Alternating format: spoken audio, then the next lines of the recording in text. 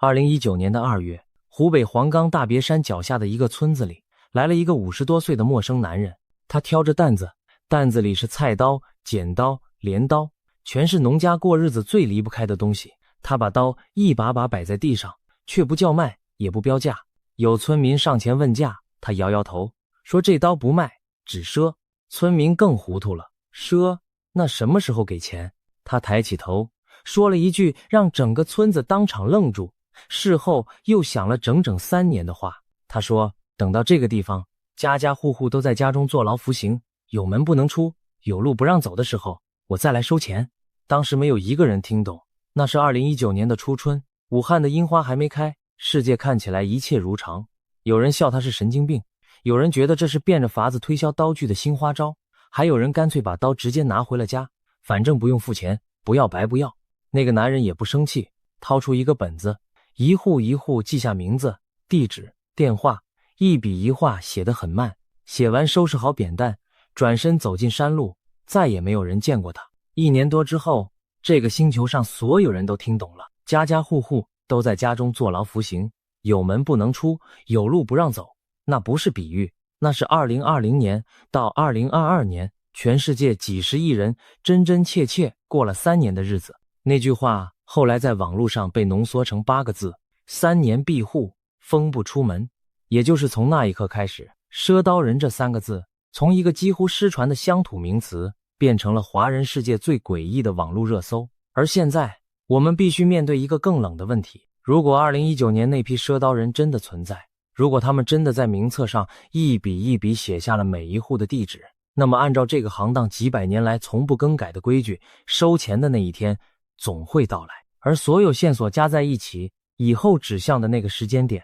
恰恰就是我们正在走进去的这个秋天。我们先把这件事的底层规则弄清楚，因为多数人其实从来没搞懂赊刀人到底在做什么生意。他们的规矩简单到近乎荒谬，只有4条。第一，刀只赊不卖，当场1文钱不收。第二，走之前留下一句谶语，也就是一句听起来完全不可能发生的预言。第三，等到那句话应验的那一天，他们回来收刀钱，收的是当初讲好的原价，不加1分利息。第四，也是最关键的一条，如果预言没有应验，那把刀就白送给你，永远不用还。你有没有发现这个模式有多不对劲？世界上所有的生意都是卖方希望自己的判断是对的，买方希望自己捡到便宜。可赊刀人这门生意，卖方等于是在说，我赌这个世界会出事，出事了我才有钱赚，不出事我就白送你一把刀。他把整副身家压在一件他自己也不希望发生的事情上。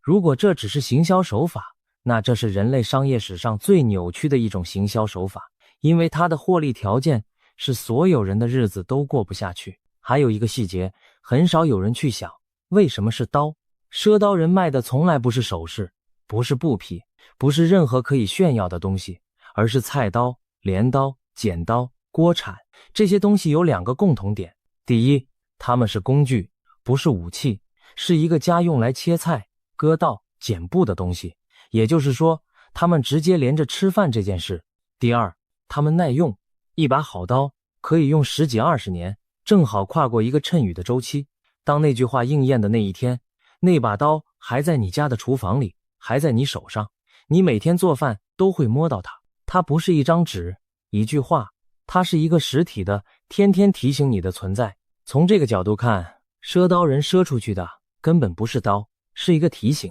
他把一句话焊在了你最日常的动作里。这门手艺到底有多老？目前能查到最早的记载出现在宋代，那个时候他们还不叫赊刀人，叫卜卖。顾名思义，一边卜卦一边卖货。他们背着刀具走村串乡，卖的是工具，留的是话。民间流传的说法是，这一脉的祖师爷是战国时代的鬼谷子，也有人说是墨家的余脉。这2种说法其实指向同一个气质，一群不做官、不留名、精于推演、行走在市井底层的人。他们不进庙堂，不上朝堂，只在最普通的锅碗瓢盆之间留下一句谁也听不懂的话。真正把赊刀人推到正史边缘的是一则清代的报道。光绪4年，也就是1878年的7月，上海的《申报》刊登了一则奇文，说在咸丰辛酉年间，也就是1861年，浙江奉化县来了一个外乡人，用小船载着一船的刀，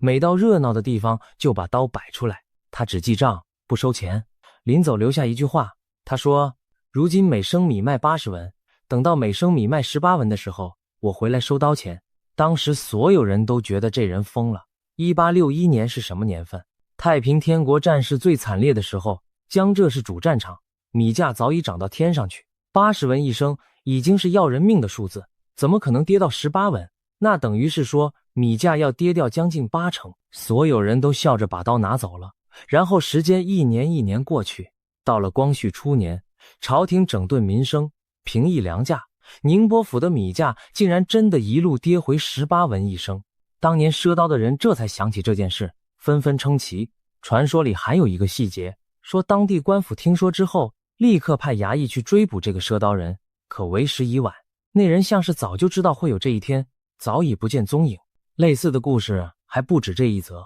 光绪年间，另有一位赊刀人赌的是小麦，说等麦价从90文跌到19文，他就回来收刀。到了民国之后，赊刀人的谶语开始从粮价转向社会现象，有的赌的是娶一房媳妇要花多少钱，有的赌的是村里的年轻人会不会全走光。而最让人不寒而栗的一句是这样的：河水变红，有房无人住，有地无人种，家家户户人人皆如坐牢。还有一则更硬的传说发生在抗战的烽火里，东北的赊刀人在乡间留下的话是：待倭寇趋近时，我徒来收钱。这句话在当时是要掉脑袋的。日军听说之后四处搜捕，抓到人要他改口，他不改。传说里他赴死之前只留下一句：我虽收不到，后继者必来。到了1945年日本投降，举国欢腾的时候，真的有几个很小的孩子一户一户按照名册来收钱。有人问这些孩子，当年那几位长辈去哪了？孩子说，都已经不在世上了。千禧年前后，还有一则流传的很广的版本，那位赊刀人赊完刀只说了4个字：湖水绿了。当时没人懂，直到2007年太湖蓝藻大爆发，整片湖面翻成一片墨绿，自来水发臭，无锡全城抢水，那句话才被人想起来。这些故事的真伪，我们稍后会一则一则拆解，但你必须先感受到一件事，这门行当在民间传说里从来不是为了赚钱。一个为了赚钱的人不会把命压在一句谶语上，所以民间才会有另一种解释，说赊刀人根本不是商人，而是某一种隐在世间的市井者。他们用最不起眼的方式接近最普通的人，用一句没人听得懂的话把一个讯息埋进时间里，等到那句话开花的那一天，人们才会回头。好，回到现代，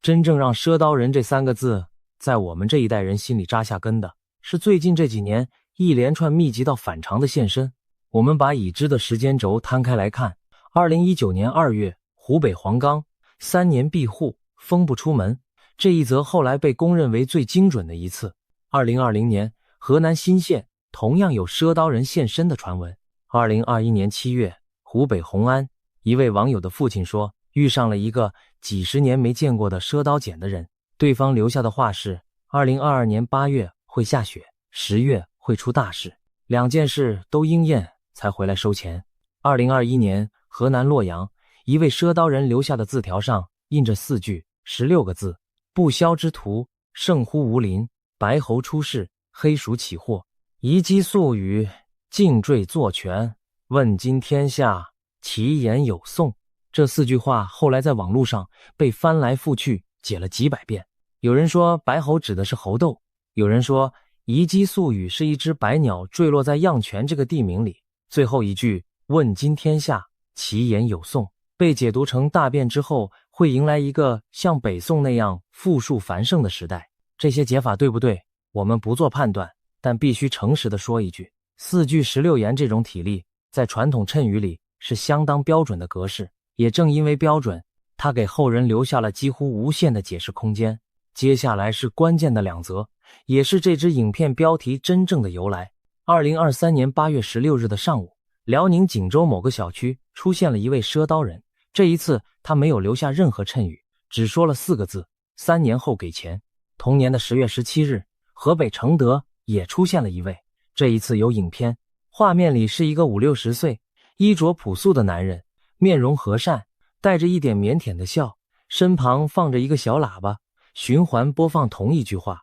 卖菜刀，卖剪子，3年后收钱。有人在旁边起哄：3年后收钱啊？3年后你找得到人吗？他没有回答，只是低头把刀举起来，说了3个字：刀很快。影片底下当时有一条留言，我到现在还记得，那个人说质朴得让人不忍心不给钱。我想请你把注意力放在他回答的那3个字上面，刀很快。在中文里，快这个字有2层意思，刀很快可以是说这把刀锋利，但快这个字同时也指时间，很快就到，快了。所以当一个被问到3年后你找得到人吗的人低头举起刀，只回了刀很快，这句话在字面上是在推销产品，可在语感上它像是在回答另一个完全不同的问题。你问我3年后找不找得到人，我告诉你，快了。当然，这很可能只是我们的过度解读。一个卖刀的小贩说，刀很快，是这世界上最正常不过的一句话。但这正是谶语这种东西最迷人也最危险的地方，它从来不需要说得清楚，它只需要留下一个可以被填满的缝。还有一件事更值得琢磨，2023年那2位赊刀人，不管是锦州还是承德，都没有留下任何谶语，这是反常的，因为谶语才是这门手艺的核心。没有谶语，赊刀就只是一桩赊账，跟神秘没有半点关系，可他们偏偏就不说。这件事有3种读法，第一种，那句话太重了，重到不能说出口；第二种，已经没有什么好预言的了，因为要来的东西睁开眼睛就看得见，不需要再绕着弯子提醒；第3种，最平常也最可能的一种，那就是他们只是普通的小贩，用一套从老一辈那里听来的话术在卖刀，而网路把剩下的部分自己补完了。有意思的是，这3种读法会通往同一个结果，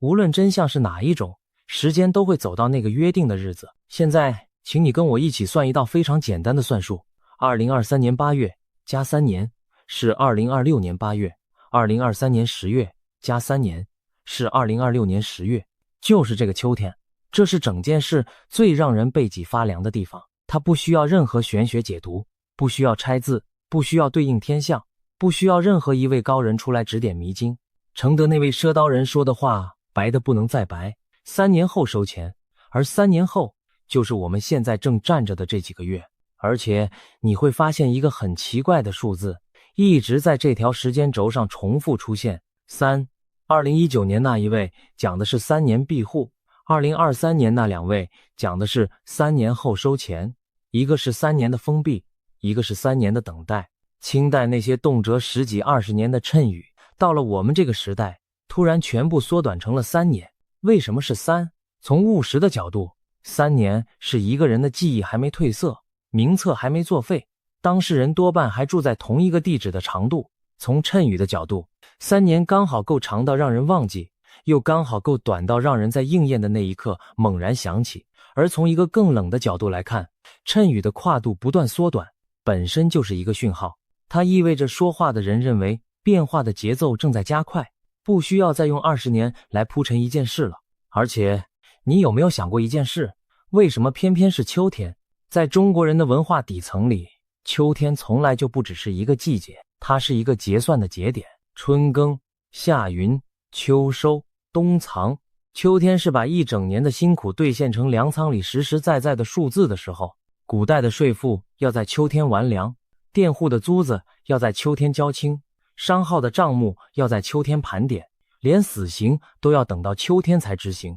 那叫秋决，取的是顺应天地肃杀之气的意思。我们日常随口说的那句秋后算账就是从这里来的。所以当一位赊刀人说3年后来收钱，而那个3年后恰好落在秋天，这件事在文化的语感上是严丝合缝的。他不是随便挑了个时间，他挑的是这个文明里自古以来的结算日。那么2026年的这个秋天，现实世界里究竟排了什么？我们不谈玄学，只看行事历。8月20日，台湾中选会发布选举公告，9合1大选的机器正式启动。8月31日到9月4日，全台候选人登记。10月23日抽签决定号次。11月3日，美国期中选举投票，众议院435席全部改选，参议院也有30多席易主，全美还有36个州要选出新任州长。11月28日，台湾9合1投票，6个直辖市加16个县市首长同步改选，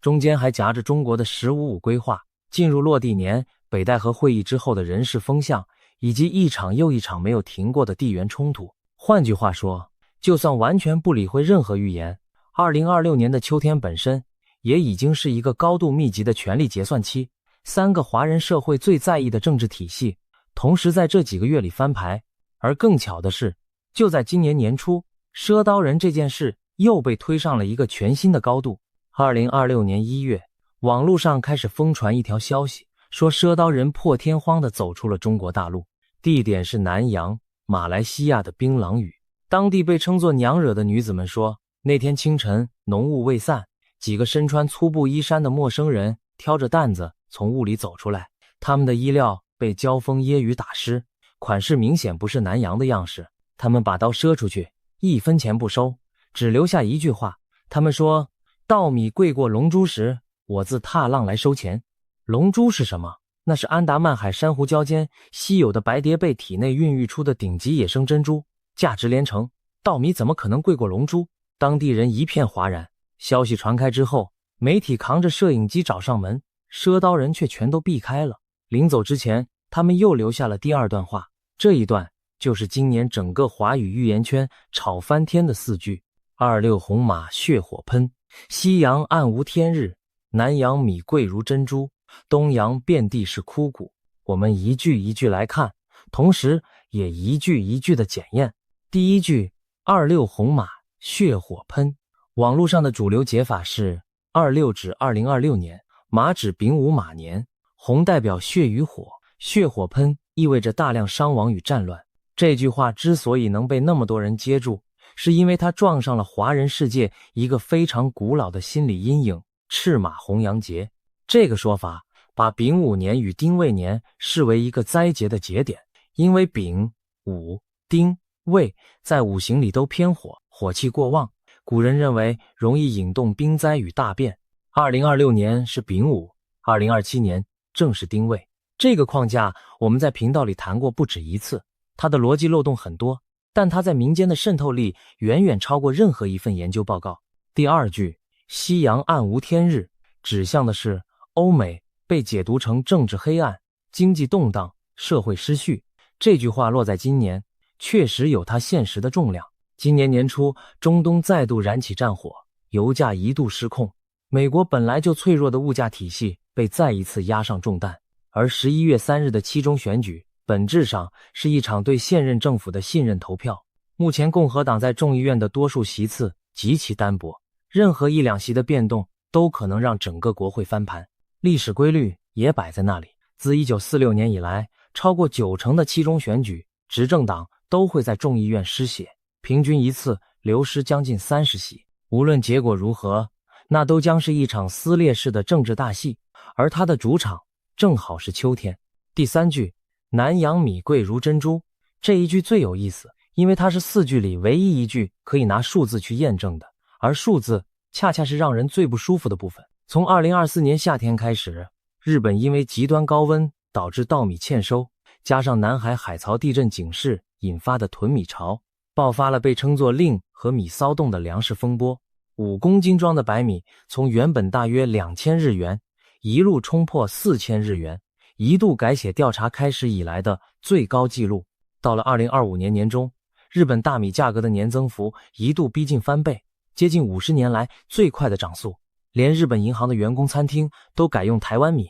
这则新闻当时在日本社群炸开了锅，而台湾白米外销日本的数量也从2024年的3900吨左右，一口气跳到2025年的12000多吨。当然，我们必须把话说完整。到了今年，日本的米价已经出现回落的预期，新米上市之后，甚至有机会跌破每5公斤3000日元。所以南洋米贵如珍珠这句话，如果拿今天的数据去对，其实是对不准的。可问题在于，过去这2年，全世界确实真真切切地看到了一件事，在一个被认为粮食绝对安全的已开发国家，白米真的可以在2年之内变成需要排队抢购的东西，那道心理防线已经被戳破了。而在日本，光是今年8月1个月就有将近1900种食品宣布涨价，9月还有超过3000种在后面排队，全年估计会有大约2万种食品调涨。粮食焦虑从来不需要真的饿死人，它只需要让你在超市货架前站住，然后开始算。而这一句对我们来说，其实比表面上看起来更贴身。台湾的稻米是自己有余的，这一点没有问题，我们吃自己种的米，甚至还能大量外销。但如果把整体粮食摊开来算，以热量为权数计算的粮食自给率，台湾常年只在30%上下。也就是说，我们餐桌上每3份热量，大约有2份是从别的地方漂洋过海运来的。小麦、玉米、黄豆、饲料几乎全靠进口。米在，不代表面包在，面条在，鸡蛋在，猪肉在。真正的风险从来不在稻田里，而在航道上。第4句，东洋遍地是枯骨，这句话最重也最不好谈。网络上把东洋解成包含中国在内的东亚，把枯骨解成大规模的死亡。这里有一个细节值得注意，在古典诗文里，枯骨这个词通常不只是指死亡，而是特指死后无人收敛的遗骸。也就是说，这句话真正的恐怖之处不在死亡本身，而在于秩序的瓦解，在于连收尸的人都没有了。而让这件事发酵得更厉害的是，今年年初有好几个完全不同体系的预言同时把手指向了同一段时间。先是刘伯温那篇陕西太白山碑文，也就是俗称的旧节碑文，里面有一句被反复引用的话，谨防人人艰难过，关过天翻龙蛇年。龙蛇年指的是2024年的甲辰龙与2025年的乙巳蛇。按照这套读法，过去那几年只是序幕，真正的关口在龙蛇之后，而龙蛇之后就是马，再来是纳迪叶。帕克在最近一期节目里请来了一位精通纳迪叶系统的解读师，当被问到2026到2027年世界会迎来什么，他说古印度的棕榈叶手稿指向一个结论，从2025年末开始，一直延续到2030年前后，是旧秩序被动摇，新格局重新成型的剧烈变动周期。其中2027年尤其关键，手稿里有一段描述特别引人注目，说的是世界上前4、5大强国将卷入某种形式的冲突。那段文字是这样写的：一国统御海洋，一国统治龙之国度，一国来自雪域，一国点燃佛法明灯，一国坐镇帝国废墟。而在这几个国家当中，将有一个被瓦解，但不是灭国，而是政治体系彻底崩塌之后重启；另一个则会遭遇严重打击，但不至于完全垮掉。同一位解读师还提到一组反复出现的关键词，3种毒素，分别是物质的毒素、电子的毒素以及心理与网络的毒素。他说这3种毒素会给人们带来痛苦、困难，甚至战争，但人并不是无能为力的，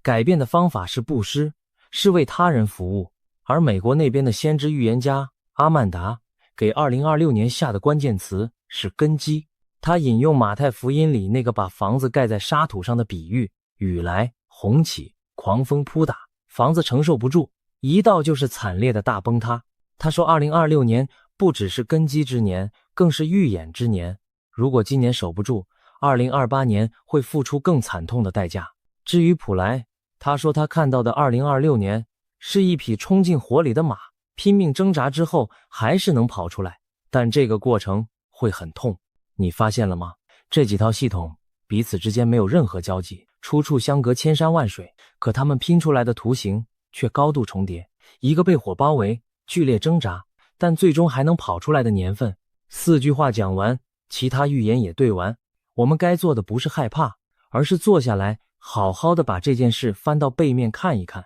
因为只讲到这里，这支影片就只是又一支制造焦虑的影片。而我们真正该问的是，这一切究竟有多少是真的？我们先拆最硬的那一则，1861年的米价80文跌到18文，听起来像神迹。可如果你懂一点清代的物价史，你会发现这其实是一个高几率事件。1861年是太平天国战事最惨烈的时候，江浙是主战场，那时候的80文一升不是常态价，是战争溢价。战争总会结束，粮道总会恢复，物价总会回归。一个常年在江浙一带行走，天天看粮行行情的人，赌一件事，赌仗打完米价会跌回成平年间的水准，这需要的不是通天的本事，而是常识加上耐心。至于为什么刚好是18文，我们也可以诚实地说，我们手上并没有那张原始的账册，我们读到的只是17年后一则追溯的新闻。再拆现代的那一则3年闭户，2019年2月，离武汉封城还有将近1年。这句话如果真的存在，确实惊人，但我们必须指出2个问题。第一，那句话的原始版本相当长，等到家家户户在家中坐牢服刑，有门不能出，有路不让走，再来收钱。而3年闭户，封不出门这个8字精炼版，是在疫情爆发之后才在网络上定型的。一句话被事后修饰成更工整、更像谶语的样子，这在民俗学上有个标准名字，叫回溯性重构。第二，直到今天，没有任何一位赊刀的人拿出过那张写着预言的纸条，也没有任何一位赊刀人回来收过钱。还有一个更根本的问题，幸存者偏差，我们听到的永远是那些说中了的。2021年，红安那位说2022年8月会下雪，10月会出大事。8月新疆和长白山确实下了雪，可10月呢？那则预言后来就悄悄没有人再提了。2024年12月，湖南石门那位说8年后米涨到8块，猪肉涨到50，时间跨度直接拉到2032年，那已经是谁也不会再去核对的距离。说对的被无限转发，说错的被安静遗忘，久而久之，这门手艺在集体记忆里的命中率自然就变成了100%。再加上巴纳姆效应，当一句话够模糊，够有画面感，每个人都能从自己的生活里找到对应。有房无人住，有地无人种，这句话放在乡村空心化的中国是准的，放在人口外流的日本乡下是准的，放在少子化的台湾也是准的。它不是预言了什么，它只是描述了一个所有现代社会都在发生的过程。我们也不妨算一算这门生意的冷账。假设一个人手上有200把成本很低的刀，他走遍一个县，把刀全部赊出去，同时拿到了200户人家的姓名、地址、电话，就算最后1毛钱都收不回来，他得到的是什么？是一份极其精准的乡村通讯名册，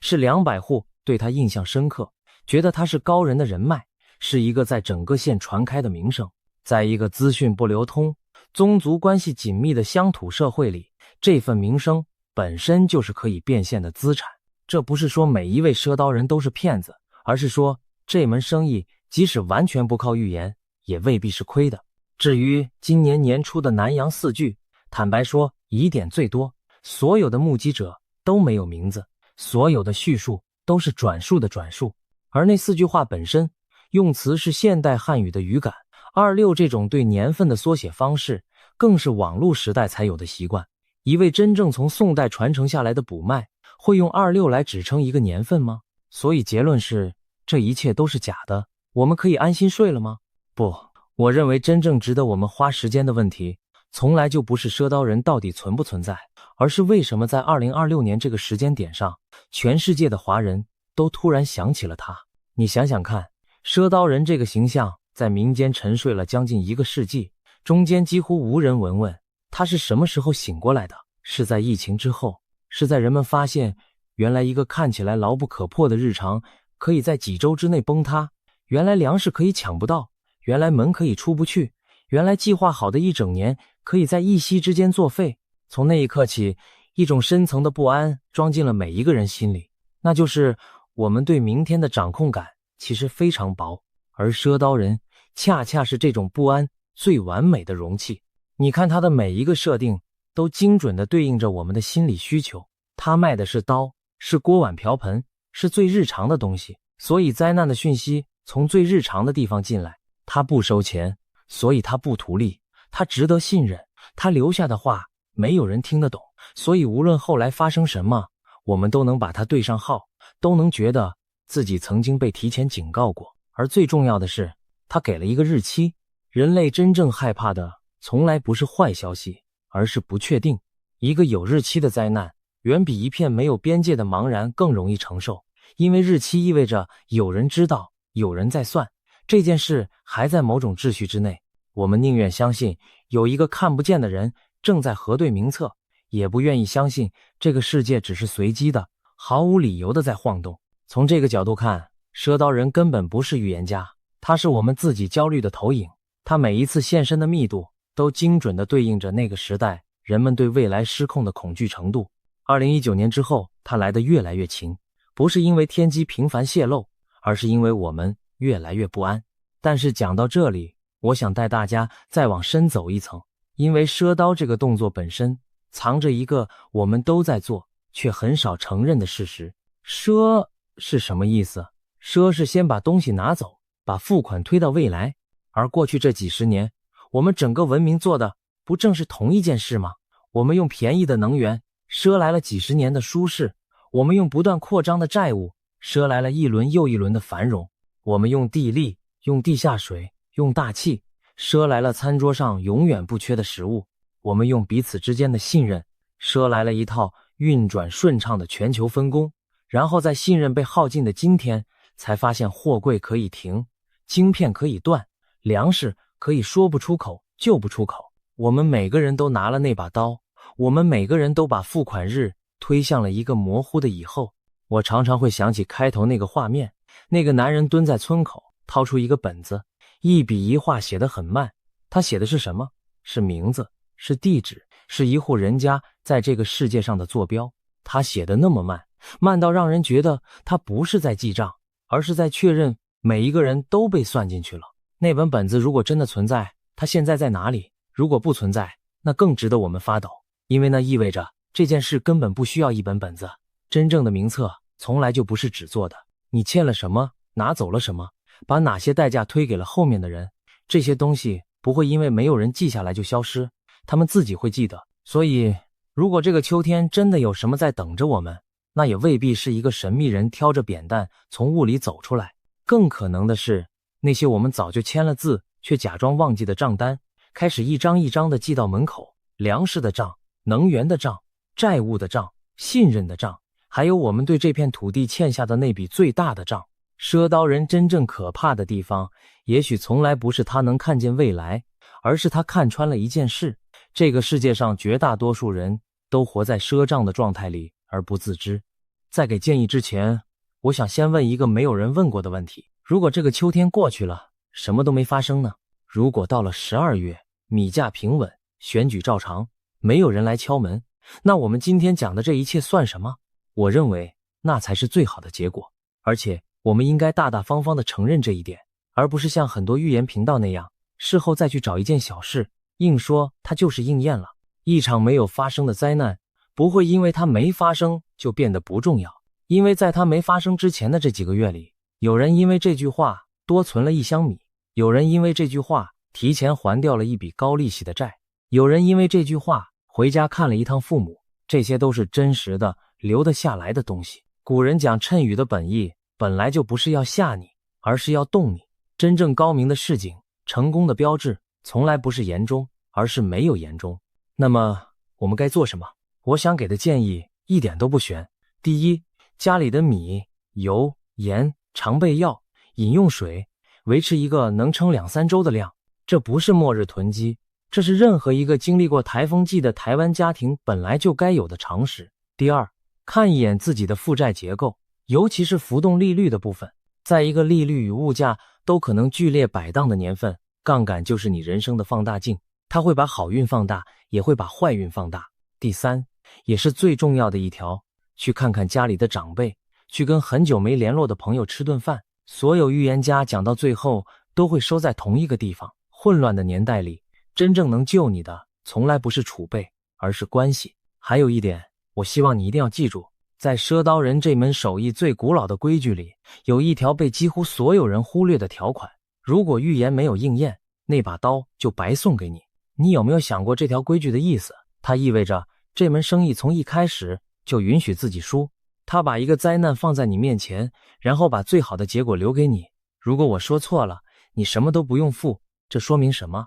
说明在这套古老的逻辑里，预言从来就不是判决书，而是一张可以作废的期票。天象也好，谶语也罢，古人讲的从来都是趋势，不是命定。一句话能不能应验，取决于这中间的每一天，有多少人听懂了，有多少人改了。2026年会不会成为那个被后人记住的年份，取决于今年秋天到冬天之间那些握着权力的人做了什么选择，也取决于我们每一个普通人在物价、在恐慌、在资讯洪流里究竟守住了多少该守的东西。所以如果今年秋天真的有人来敲门，我希望我们准备好的不只是那把刀的钱，因为那个挑着担子笑得腼腆只说了3个字刀很快的男人，他要收的可能根本不是刀钱，他要收的是我们这些年一路赊过来的东西，是我们对土地的欠，对彼此的欠，对这个世界本该有的敬畏的欠。而唯一能让那张账单作废的方法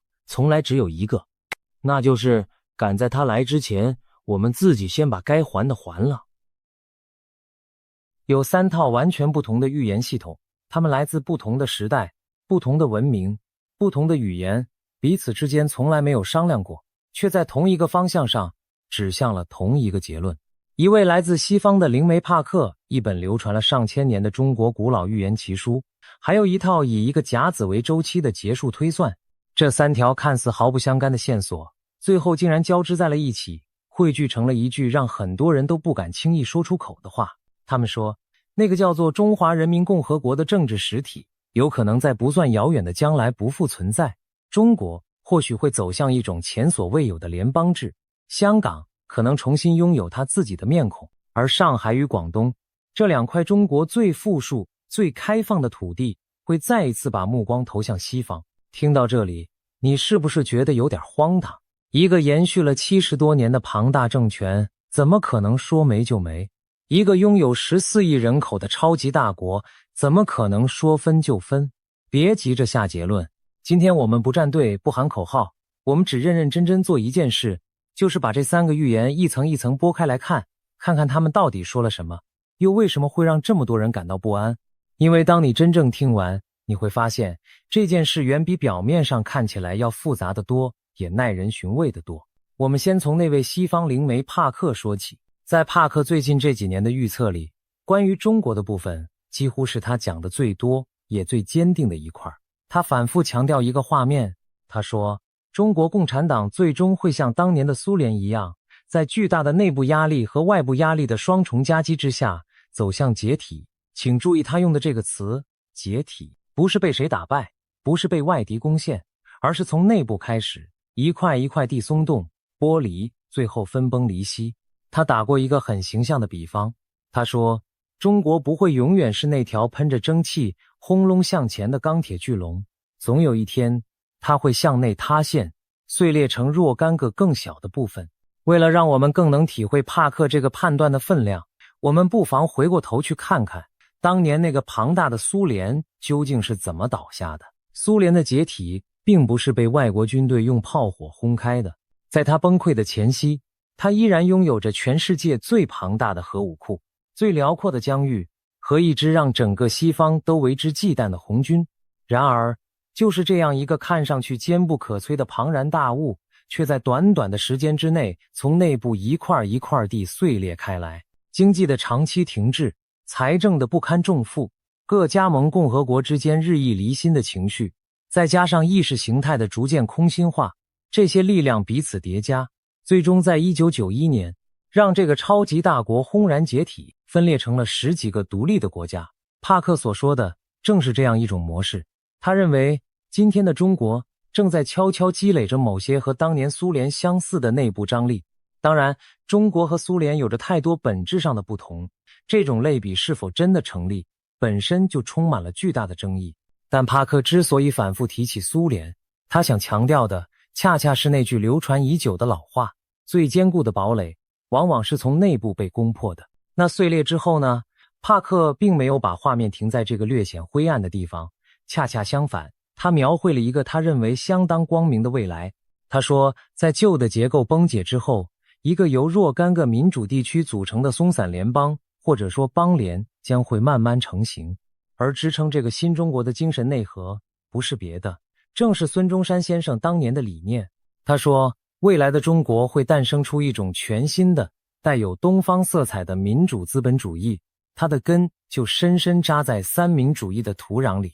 他甚至认为，这个脱胎换骨的新中国不仅会给中国人自己带来希望，还会反过来影响并启发世界上其他的民主国家。如果我们试着把帕克描绘的这幅画面落到更具体的地面上，它大概会是这样一种轮廓。原本那个高度集中，所有重大决策都从一个中心发出的庞大结构，会慢慢松开它紧握的拳头，取而代之的是若干个各自拥有相当自主权的地区，他们也许各自打理自己的经济，各自处理自己的内部事务，再透过某种松散的协商机制连结成一个整体。说到这里，你或许会觉得这实在太过遥远，但别忘了，中国本身就是一个极其多元的庞大存在。从说着粤语的岭南，到操着吴侬软语的江南，再到广袤的西部与辽阔的东北，这片土地上的语言、饮食、气候，乃至人们的性格与生活方式，本来就千差万别。沿海那些车水马龙的繁华都市，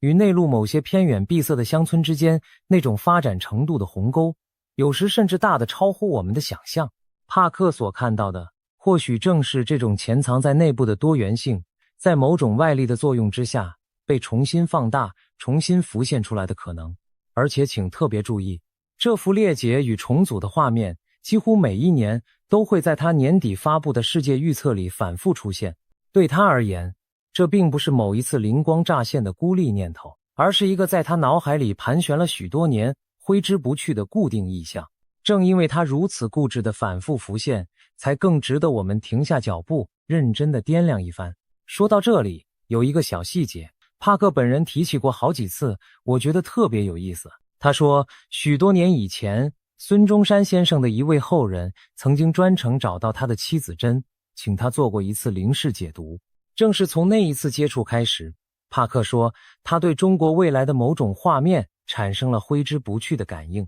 当然，这种说法你信也好，存疑也好，都很正常。但你不得不承认，当一位西方的预言家把中国的未来和孙中山这个名字紧紧绑在一起的时候，这件事本身就构成了一种奇妙的呼应。为什么这么说？我们待会儿讲到第三个预言的时候，你就会恍然大悟，孙中山这三个字是怎样像一条看不见的暗线，把这三套完全不同的预言悄悄缝在了一起。除了联邦和民主，帕克还补充了一个更具体的画面。他说，西藏在未来会成为一片独立的精神净土。他甚至用了精神国家公园这样一个很浪漫的说法，意思是说，那里将不再是与世隔绝的禁地，而会变成一座照亮全世界的精神灯塔。在他的描绘里，这场巨大的转变并不是一场血流成河的浩劫，而更像是一次破茧成蝶的新生。那么问题来了，帕克的话到底值不值得我们认真对待？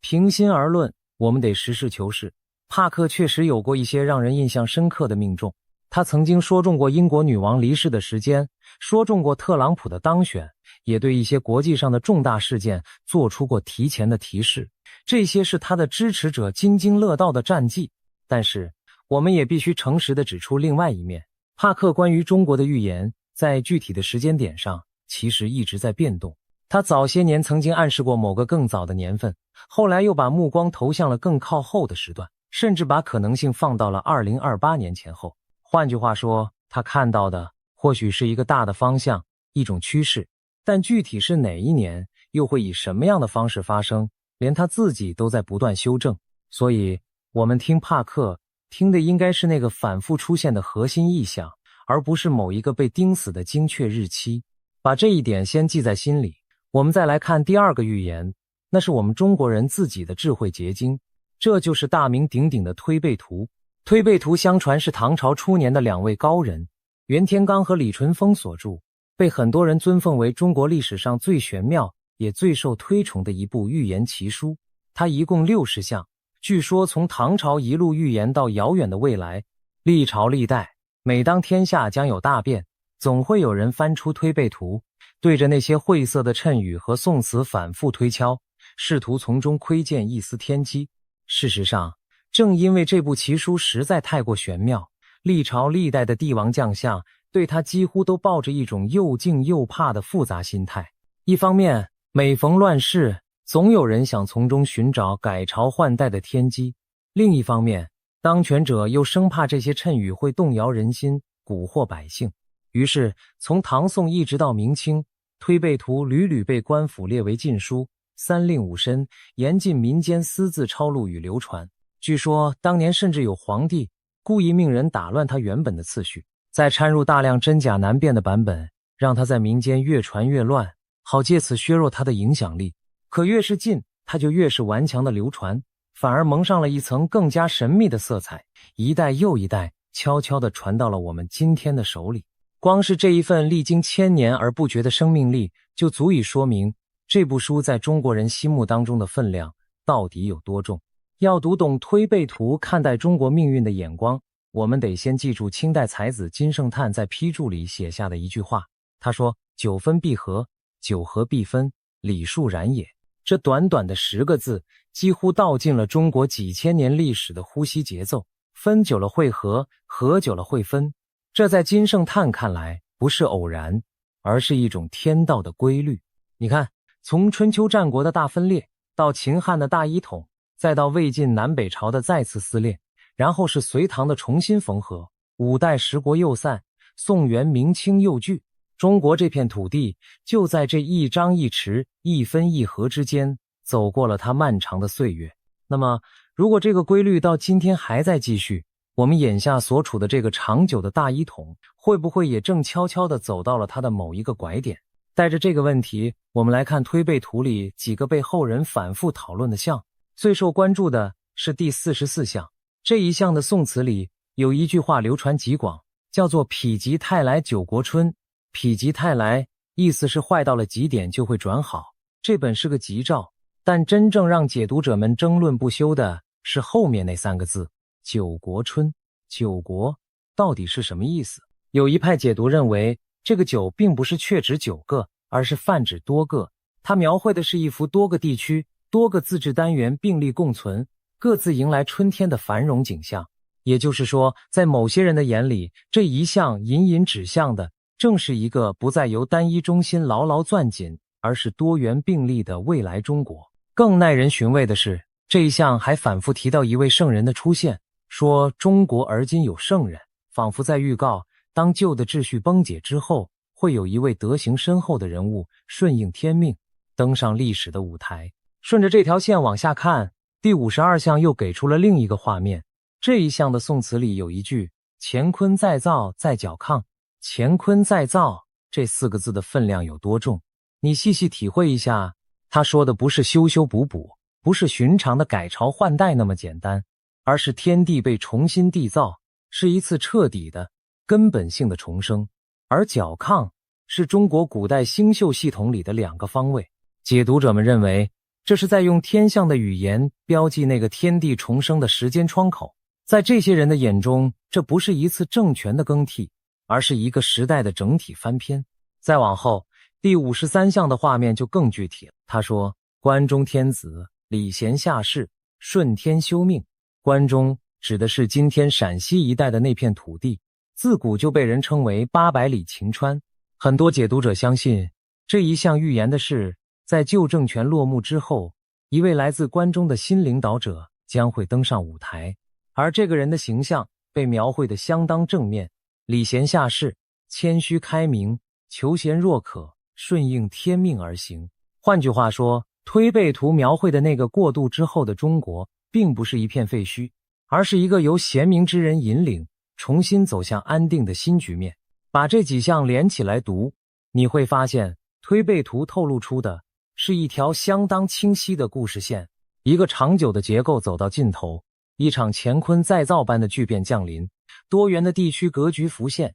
然后一位开明的新领袖登场，天下重归安宁。这条故事线和帕克所描绘的那个从解体到民主联邦的画面，是不是有一种隔着1000多年遥遥相望的奇妙味道？2个身处完全不同文化背景的讲述者，竟然描绘出了如此相似的轮廓，这本身就足够让人深思。而如果我们把视野再放宽一些，会发现这种在大变局的尽头会有一位救世圣人降临的想象，几乎是横跨了所有伟大文明的共同母题。在许多不同的宗教与文化传统里，人们不约而同地相信，当世界陷入最深的黑暗与混乱之时，总会有一位带着光明的人物适时出现，拨乱反正，开创一个全新的太平盛世。推背图里那位顺天应命的圣人，帕克口中那个带领中国走向新生的领导者，乃至于世界各地形形色色的预言里，那一个又一个力挽狂澜的救世主形象，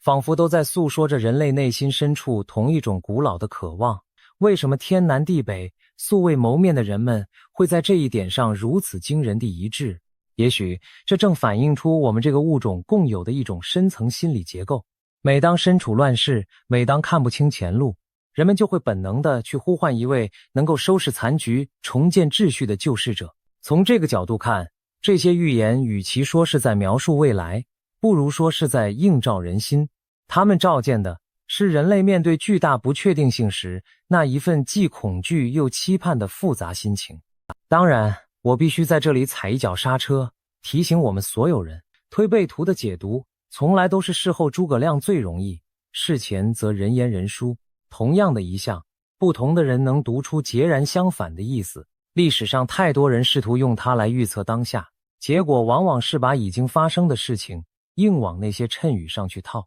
所以推背图真正迷人的地方在于它对历史节奏的那份洞察，在于它的意象和气韵，而不在于它能不能精确到某年某月。我们欣赏它，但不必把它当成一张板上钉钉的时刻表。明白了这一点，我们再来看第三个预言，这一个可能是最让人脊背发凉的，这就是赤马红羊节。什么是赤马红羊？这要从我们中国古老的干支纪年说起。我们的老祖宗用10个天干和12个地支相互搭配，60年循环一轮，这就是一个甲子。在这个循环里，每隔60年就会遇到一次丙午年，以及紧接着它的丁未年。天干里的丙和丁都属火，火是赤红色的。地支里的午对应的生肖是马，未对应的生肖是羊，于是丙午年就被叫做赤马年，丁未年就被叫做红羊年。而我们此刻正身处的这个2026年，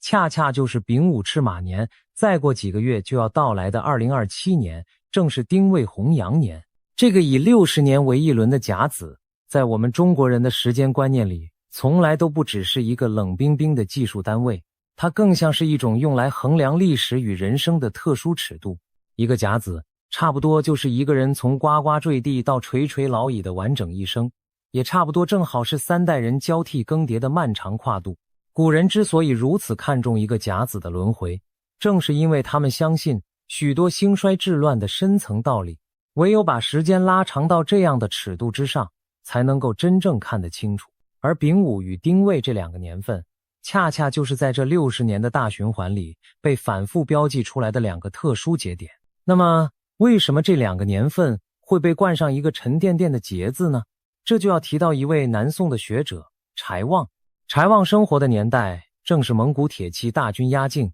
南宋王朝风雨飘摇的时候，他忧心如焚，闭门做了一件在当时看来相当另类的事情。他像一位古代的数据分析师一样，把从战国一直到5代横跨上千年里所有的丙午年和丁未年全部翻找了出来，一个一个的去核对，看看那些年份到底发生了什么。他把研究的成果写成了一本奇书，叫做《丙丁归鉴》。柴望的发现足以让任何一个读史的人感到不寒而栗。在他统计的那21轮丙午丁未年里，竟然密集地发生过数十件足以撼动天下的大事，改朝换代、外族入侵、弑君夺位、大规模的叛乱，几乎没有哪一轮是平平静静度过的。他由此推论，丙丁属火，午未又带着燥土的性质，火性猛烈，容易引发纷争，土性厚重，容易积累矛盾，两者交织在一起，往往就意味着旧的社会秩序更容易在这种极端的能量场里崩解，而人心也更容易在这个时候走向极端。当然，讲到这里，我们也必须保持一份理性的清醒。用今天的眼光来看，柴望的这套统计其实隐藏着一个不太容易被察觉的陷阱，那就是所谓的幸存者偏差。漫长的历史长河里，几乎每一个年份都或多或少地发生过一些灾祸与动荡。当我们刻意只去挑选那些丙午与丁未的年份，在专门盯着那些年里发生的坏事看时，自然很容易就得出一个触目惊心的结论。可反过来，那些同样风平浪静的丙午丁未年，那些什么大事都没有发生的太平岁月，却很容易被我们选择性的忽略掉。所以，赤马红羊节到底是一条真实存在的天道规律，还是一种事后追认的心理建构？这本身就是一个非常值得我们认真去辨析的问题。我把这层道理先摆在这里，并不是要全盘否定它，而是希望我们在面对任何一种看似神准的预言时，都能多保留一分独立判断的余地。光说理论，你可能还没什么感觉，我们来看几个活生生的历史例子，你就知道这个节字到底有多重。最典型的一次就是北宋的灭亡。1126年，正是丙午赤马年，金兵第一次大举南下，包围了北宋的都城，逼着宋朝割地赔款求和。紧接着的第二年，1127年，丁未红阳年，金兵卷土重来，攻破了京城，把宋徽宗和宋钦宗两位皇帝，连同宫里几千名宗室和女眷，统统掳掠到了北方。一个曾经繁华无比的王朝，就在这一个赤马、一个红阳的短短2年之间，轰然倒塌，史称靖康之变。那是一场让后世读来都觉得无比屈辱的亡国之祸。再往近处看，距离我们最近的那一轮丙午丁未是从1966年开始的。那2年发生了什么？但凡对中国当代史有一点了解的人，都不会感到陌生。一场持续了10年，深刻改变了整个民族命运走向的巨大动荡，恰恰就在那个丙午赤马年揭开了它的第一页，又在随后的丁未红阳年里迅速烧向了全国的每一个角落。历史的这种巧合，不能不让人感到一阵寒意。如果我们再把目光往回推一推，会发现上一个丁未红阳年同样不太平。那是1907年，大清王朝已经走到了他生命的尽头。就在那一年前后，各地反抗清廷的起义此起彼伏，一场接着一场，整个帝国就像一座四处冒烟，随时都可能倾塌的老旧房屋。而就在这个红阳年刚刚过去不久，到了第二年，也就是1908年，统治这个庞大帝国长达数十年的慈禧太后，以及那位始终被他牢牢压制的光绪皇帝，竟然在短短1天之内先后撒手人寰。一个王朝的2位最高权力人物几乎同时离世，整个帝国的权力中枢瞬间出现了一个巨大的真空。又过了短短3年，到了1911年，辛亥革命的枪声终于响起，延续了2000多年的帝制就此画上了句点。你看，从这个丁未红阳年开始，短短几年之间，一个延续了近300年的庞大王朝就这样一步一步走向了它的终局。而最让人感慨万千的是藏在这段历史里的一个细节。就在这个风雨飘摇的丁未红阳年，当时正在为推翻旧制度而四处奔走、屡战屡败的孙中山先生，曾经写下过一句满含苍凉的诗。他说：万象阴霾打不开，红阳节运日相催。你看，孙中山先生自己就亲口用过红阳节这3个字来形容他所身处的那个风雨如晦的年代。这就是我前面埋下的那条暗线。一位西方灵媒帕克把中国的未来寄托在孙中山的理念之上，而孙中山本人又恰恰在一个红阳年里留下了关于红阳节的诗句。隔着100多年的时光，这2件看似毫不相干的事情，在2027这个又一个红阳年的门口悄然交汇。这究竟是纯粹的巧合，还是某种我们尚未看透的深层呼应？让我们把这条暗线再理得清楚一些。第一个预言的主角帕克，他反复强调，未来新中国的精神内核是孙中山的三民主义。第二个预言推背图，他描绘了一位顺天应命、重整山河的圣人形象。而第三个预言赤马红阳节，他最沉重的那一句注脚，恰恰出自孙中山本人在一个红阳年里写下的诗句。你看，孙中山这个名字就这样若隐若现的同时出现在了3条看似毫不相干的线索之上。这究竟意味着什么？我们或许永远无法给出一个确定的答案，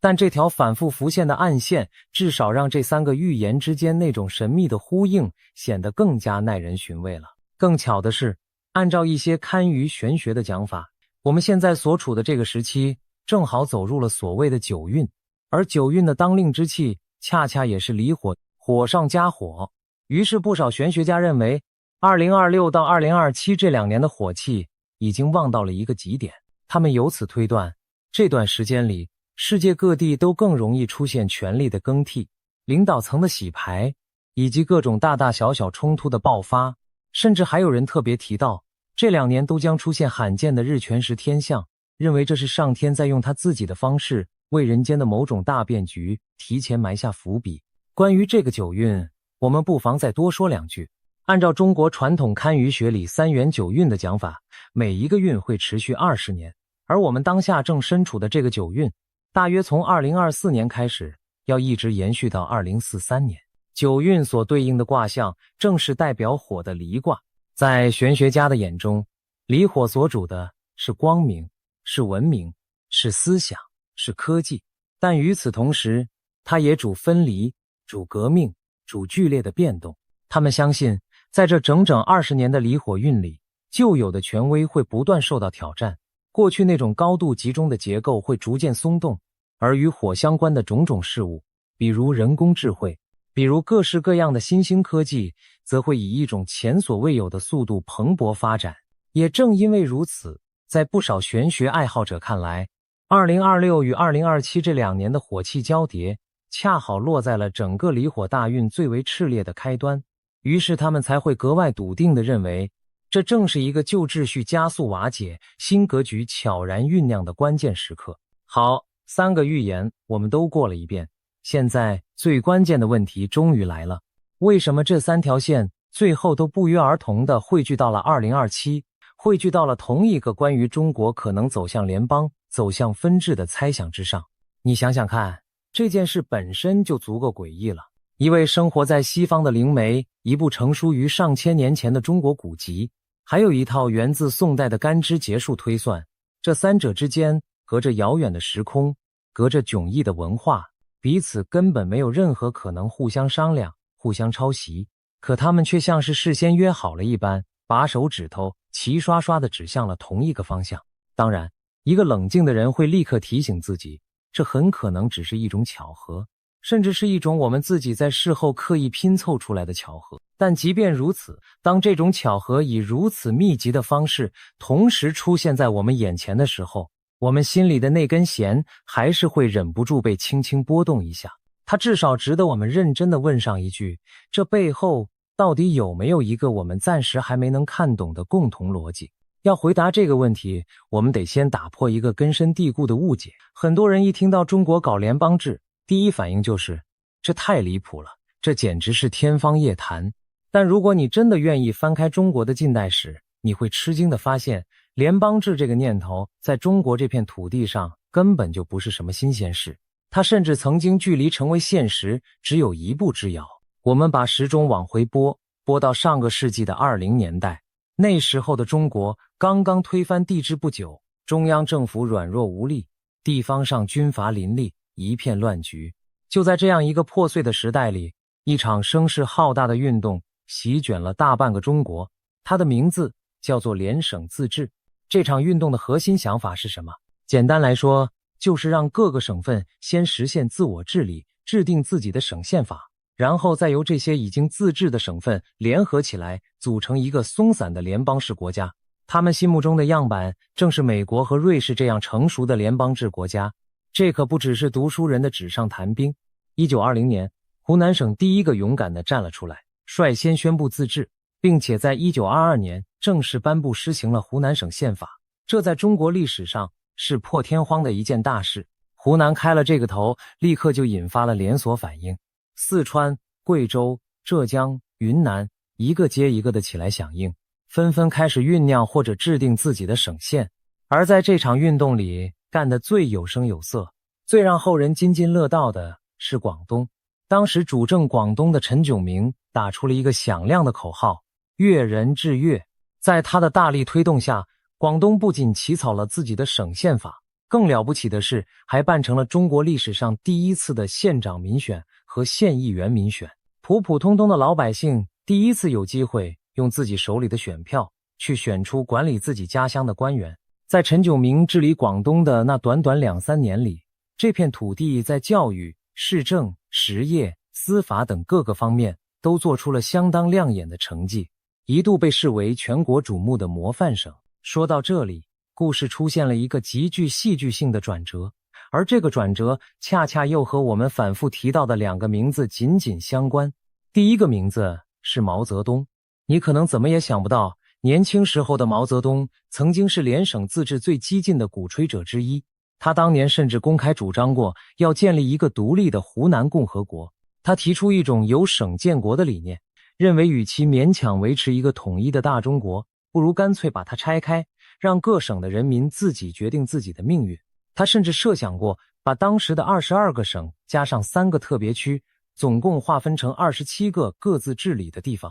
是的，你没有听错，主张把中国拆成27块的这个大胆想法，最早正是出自年轻时的毛泽东之口。第二个名字更加出人意料，是孙中山。按理说，孙中山是一位革命家，是追求进步的象征，他应该全力支持地方自治，支持联邦制才对。但事实却恰恰相反，孙中山对联邦制抱持着相当深的警惕。他曾经非常明确地表达过一个意思，大意是说他极力主张地方自治，但他同样极力认为，在当时那种内忧外患的条件之下，贸然推行联邦制会起到一种离心的破坏作用，最终只会把中国撕裂成许多互相猜忌、互相敌视的小国家。你看，这是何等深刻又何等讽刺的一个历史悖论。一边是后来建立了高度集权体制的毛泽东，年轻的时候却在高喊着要把中国拆开；另一边是被尊为国父，象征着民主与进步的孙中山，却在拼命地警告联邦制潜藏的巨大危险。而陈炯明那一场轰轰烈烈的广东自治实验，最终也正是在和孙中山的路线冲突当中走向了崩溃。联省自治这场运动喧闹了好几年之后，竟然奇异地落幕了。到头来，没有任何一个省真正从中国分裂出去，中国反而又一次重新走向了统一。我为什么要花这么大的篇幅给我们梳理这一段被很多人遗忘的往事？因为它告诉了我们一个极其重要的道理：统一与分治，集权与自治，这两股力量的反复拉扯，根本就深深地刻在了中国这个古老文明的基因里。它从来就不是某个外人强加进来的议题，而是中国人自己已经争论了100多年的老问题。所以，当帕克、推背图以及赤马弘扬节不约而同地把未来中国指向一种多元并立的格局时，他们所触碰到的其实是这片土地内部一根一直都在的敏感而又古老的神经。那么，假如有一天，这种多元并立的格局真的成为了现实，它具体又会长成什么模样呢？我们不妨借几个现成的例子来想象一番。最经典的当然是美国那种联邦制，每一个州都拥有自己的宪法、自己的法律、自己的议会与政府，而联邦的层面则统一负责国防、外交与货币这些最核心的事务。瑞士走得更远，那是一个由20多个地位平等的州紧密联合而成的国家，好几种不同的语言、不同的文化，竟然能在同一面国旗之下和睦共处了数百年。再往大了看，今天的欧盟其实也是一种更为松散的邦联式尝试。许多主权独立的国家为了共同的利益走到一起，共用一个市场，甚至共用一种货币。而对我们中国人来说，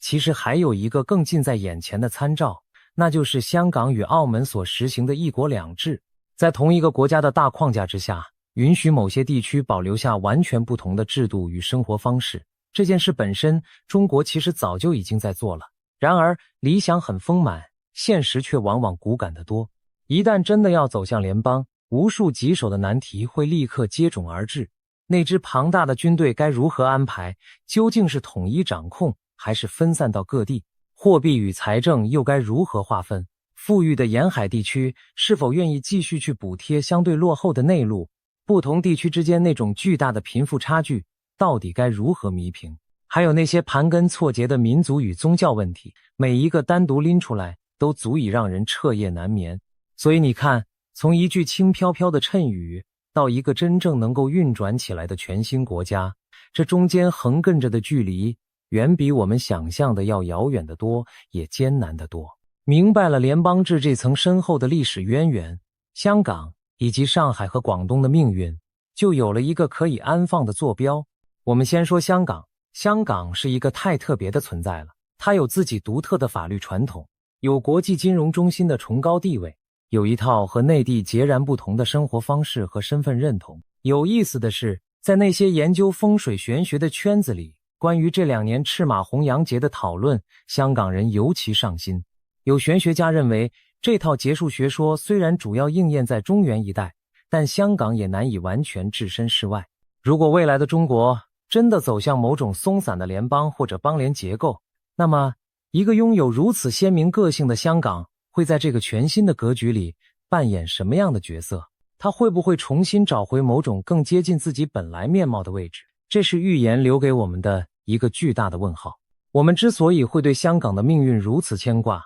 是因为它实在承载了太多复杂的情感与记忆。100多年来，这座城市在东方与西方的交汇之处磨砺出了一种独一无二的气质。它既保留着浓厚的岭南传统，又深受国际规则与契约精神的浸润。这种奇妙的混血特质是世界上任何一座其他城市都难以复制的。也正因为如此，每当人们谈论起未来中国的种种可能时，香港总是会被第一个提起。它就像是一个放在显微镜底下的特殊样本，它过去的轨迹，它此刻的处境，乃至它未来的走向，都牵动着无数人敏感的神经。它究竟会以什么样的姿态去融入那个尚未到来的全新格局，没有人能够知道，但所有人都在屏息凝视。再来说上海和广东，为什么这2个地方总是被人和转向西方这4个字联系在一起？这背后其实有着非常扎实的历史和地理逻辑，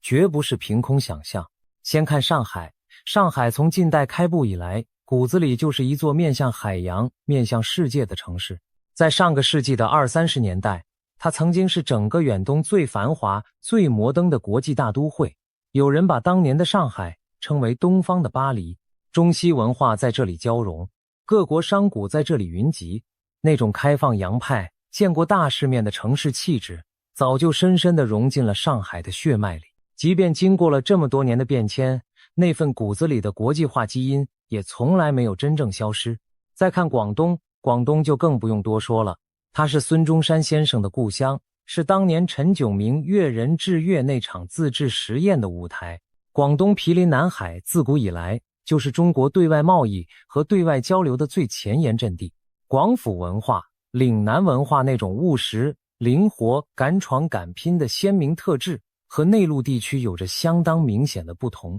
一代又一代的广东人漂洋过海，把根扎到了世界的各个角落。这种与外部世界血脉相连的特性是刻在骨子里的。而如果说开埠与通商是上海和广东遥远的过去，那么改革开放就是这份外向基因在当代最有力的证明。我们都还记得40多年前，当中国决定重新打开国门，拥抱整个世界的时候，他选中的第一批试验田正是广东的深圳、珠海、汕头以及福建的厦门，其中尤其以深圳最为传奇。短短几十年的时间，他就从一个默默无闻的边陲渔村一跃成为了举世瞩目的国际化大都市。紧接着，上海的浦东也接过了改革开放排头兵的旗帜，陆家嘴的摩天大楼拔地而起，一举成为整个东亚举足轻重的金融重镇。你会发现，每一次当中国想要与世界重新接轨，想要引进最新的资金、技术与观念的时候，最先被推到前台的几乎永远是这几个沿海的门户。这绝不是偶然，他们的地理位置，他们的历史记忆，他们深植于骨子里的那种开放与务实，让他们天然就成了连接中国与世界的最前沿桥梁。所以你看，当预言提到上海和广东会转向西方的时候，他说的其实并不是凭空捏造的离奇剧情，而是在顺着一条早就客观存在的历史惯性往下做推演。这2块中国最富庶、最开放、外向型经济最发达的土地，本身就和全球市场有着千丝万缕、难以割舍的联系。在一个假设的多元格局里，他们会倾向于更紧密地去拥抱世界，这在逻辑上其实并不难理解。讲到这里，整个画面似乎都严丝合缝、环环相扣了。3个预言，一段被遗忘的历史，几个性格鲜明的地区，仿佛全都对得上号。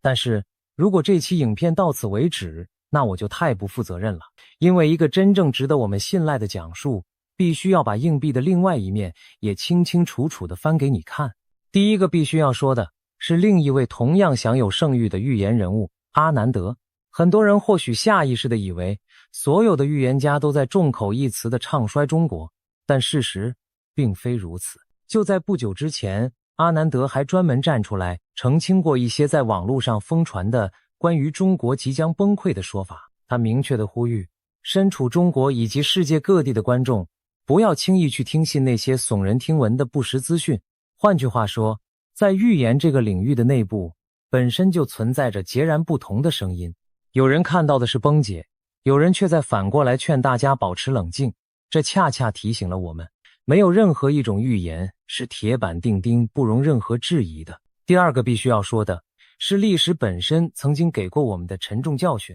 还记得我们刚才讲的那一场联省自治运动吗？它的声势何等浩大，多少个省份起来响应，几乎就要把中国推到联邦制的门槛上了。可结果呢？它最终还是失败了，烟消云散了，没有任何一个省真正的分裂出去，中国反而又一次重新凝聚成了一个整体。历史在这里给我们上了沉重的一课，分裂的呼声再高，也未必就等于分裂的结局。中国这个古老的文明有着一种极其强大的向心的重新聚合的力量，这种力量是任何预言在做推演的时候都绝对不能轻易忽视的。第三个必须要说的是现实的分量。我们不能光谈玄学和预言，而对眼前真实的世界视而不见。在我们所处的这个2026年，虽然外界普遍观察到中国正面临着经济增速放缓、房地产市场承压、地方政府债务以及人口结构变化等等一系列不小的挑战，但与此同时，它依然是全球第二大经济体，依然在国际舞台上扮演着举足轻重的角色。就在今年，我们还看到了中美两国领导人之间的会晤，看到了两岸之间种种微妙的互动与试探。一个如此庞大、如此复杂的国家，它的真实走向绝不是某一句谶语、某一个结束就能够简单概括的。任何剧烈的变化都会牵动无数普通人的切身命运，这从来都不是一件可以轻飘飘谈论的小事。我们还必须要看到事情的另外一个层面，那些唱衰中国的声音其实已经回荡了很多很多年。早在几十年前就不断有人预言这个庞大的国家即将崩溃，即将分裂。然而一年又一年过去，它不仅没有倒下，反而在许多领域里持续地向前迈进。这提醒我们绝对不能低估一个延续了数千年的古老文明，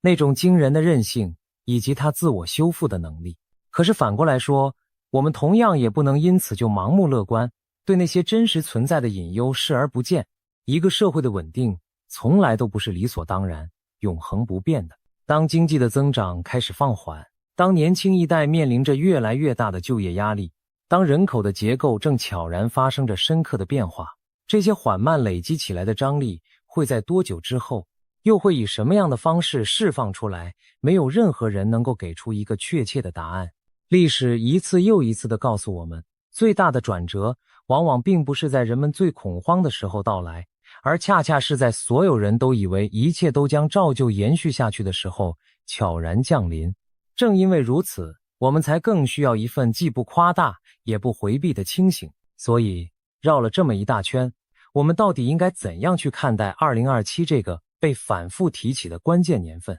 我想最诚实的答案是这样的，没有任何人能够真正预知未来，这里面包括帕克，包括推背图的历代解读者，也包括所有研究赤马红阳节的玄学家。预言真正的价值或许从来都不在于它能不能精准地命中某一个具体的日期，而在于它像一面镜子，照出了人们内心深处的某种集体情绪、某种期待、某种焦虑，以及某种对历史规律隐隐约约的感知。当三套毫不相干的预言系统在同一个时间窗口前彼此呼应的时候，与其急着去争论它们到底准不准，倒不如静下心来认真想一想，它们究竟为什么会在这个时候如此密集地被人们重新翻找出来传播开去。这背后是不是恰恰反映了当下这个世界正处在一个人人都隐约感到不安、感到变局将至的特殊节点之上？预言的流行往往不是因为它预测了未来，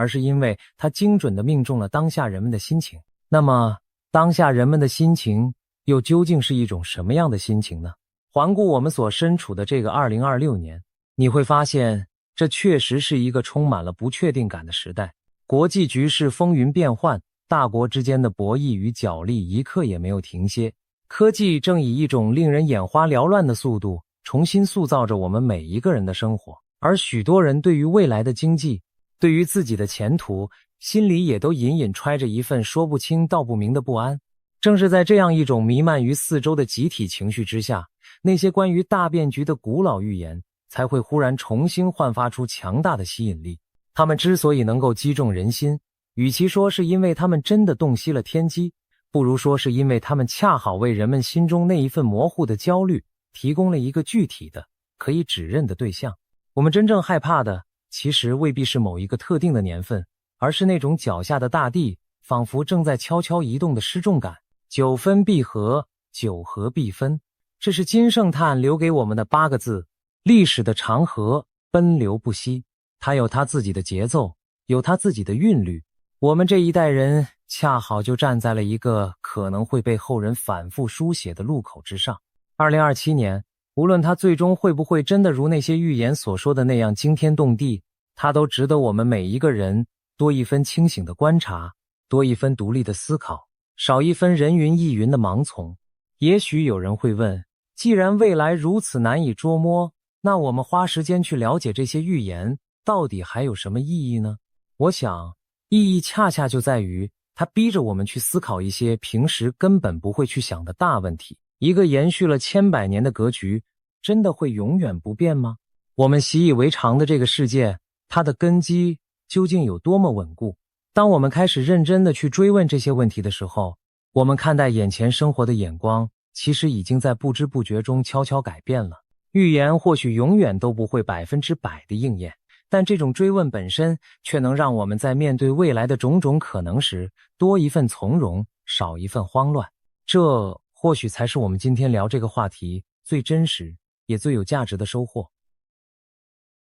2026年7月28日，星期二，下午4点27分，震源在熊本县，熊本地方，深度16公里。日本气象厅把这一刻的规模定在 MJ 7.1， 美国地质调查所给的数字是 MW 6.8， 中间差了 0.3。 这 0.3 后面我们要回来算一笔很重要的账。摇晃最先撞上的是羽城市和冰川町，这2个地方吃到的是震度7。震度7是日本震度阶级的顶格，往上没有第8级，整套制度到7就封顶了，再剧烈也只能写7。再外面一圈，5个市町记录到震度6强，从九州一路往北，北路都有人感觉到房子在晃。羽城市丰野的那台强震仪记到2437加仑，这个数字换算下来大约是 1.7 个重力加速度。白话讲，那一瞬间地面把东西往上甩的力气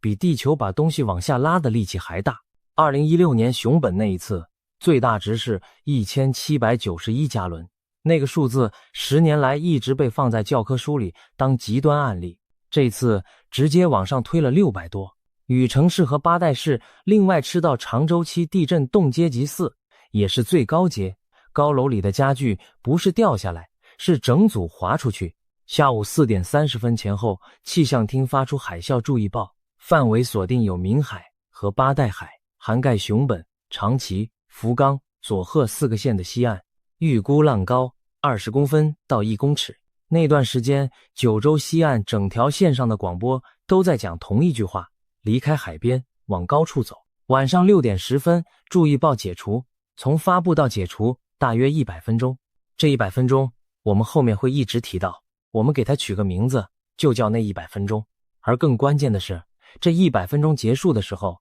实测海啸浪高是0，一波都没有。陆地上的仗就完全不是这样了。永旺、孟乐城、熊本店2楼垮下来，大约1个小时后，那里发生爆炸，墙被炸开，钢构整片露出来，光是这一处就有7个人死亡。日本制纸工厂的烟囱倒了，砸下来的那一下，9名工人没能出来。熊本城的石垣塌了一段，八代车站有列车出轨翻覆，整节车厢侧躺在月台边，九州自动车道的路面直接裂开，新闻空拍画面上像是被人用手撕开的纸。超过36000户停电，禹城市的医院因为断电，一度整栋无法运作，大约26万人被要求前往避难所。首相高市早苗在镜头前说，现在还有人在等待救援，这是一场跟时间的赛跑。到8月初，官方统计是死亡38人，受伤142人，住宅全倒181栋，半倒245栋，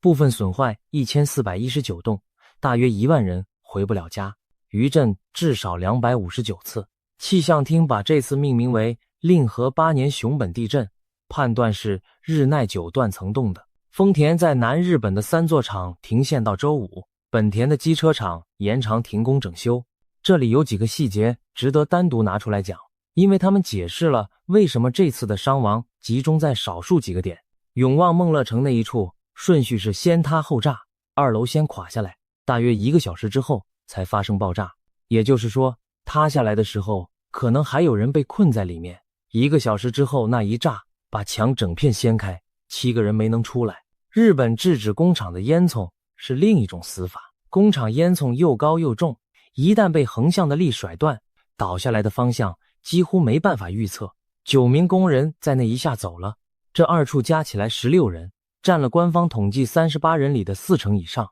熊本城的石垣又塌了一段。2016年那次之后，熊本城修了很多年，很多石头是一颗一颗编号放回去的，10年之内同一座城第2次要重编号码。还有一件事，时间点很残忍，7月底的九州白天气温动不动就35度以上，所以救灾单位要同时处理3件事，把人从瓦砾下面挖出来，防余震，还要防中暑。官方在第一时间就同步发出土石流警戒，因为震度7的地方山体已经被摇松了，只要接下来下一场雨，松掉的土就会下来。我们把2016年那一次拉出来对一下，你会更清楚这次的位置。2016年4月14日晚上，熊本先来了一次前震，2天后的4月16日凌晨，主震来了。那一轮的最大加速度是1791加仑，2次震度7。10年之后，2026年7月28日，同一个线，同一条断层带，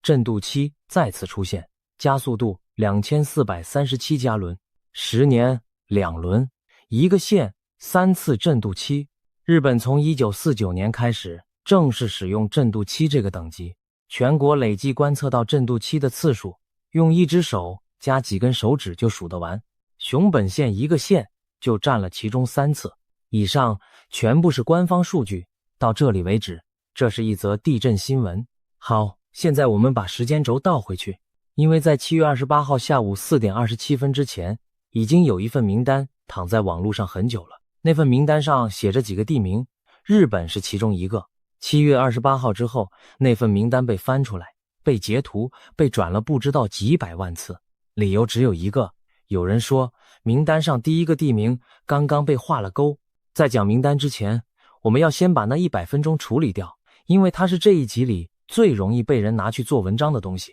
7月28日下午4点30分前后发布，晚上6点10分解除，100分钟。在这100分钟里，日本西岸的4个县进入实质备战，广播、手机警报、车站广播、电视跑马灯全部同时上，然后实测结果是0，一波都没有。这件事在网络上立刻分裂成2派，一派说看吧，海啸根本没来，所以什么预言都是假的。另一派说注意报有发，海啸警报这件事本身就已经出现了，这就叫兆头。我们把话讲清楚，注意报是气象厅依照震源位置、深度、机制自动加人工判定的标准流程，跟任何预言没有关系。有明海跟八代海是半封闭的内海，震源又在陆地上的活断层，本来就不容易生成大浪。发注意报是为了保守，解除是因为实测资料进来了。这是一套制度在正常运作，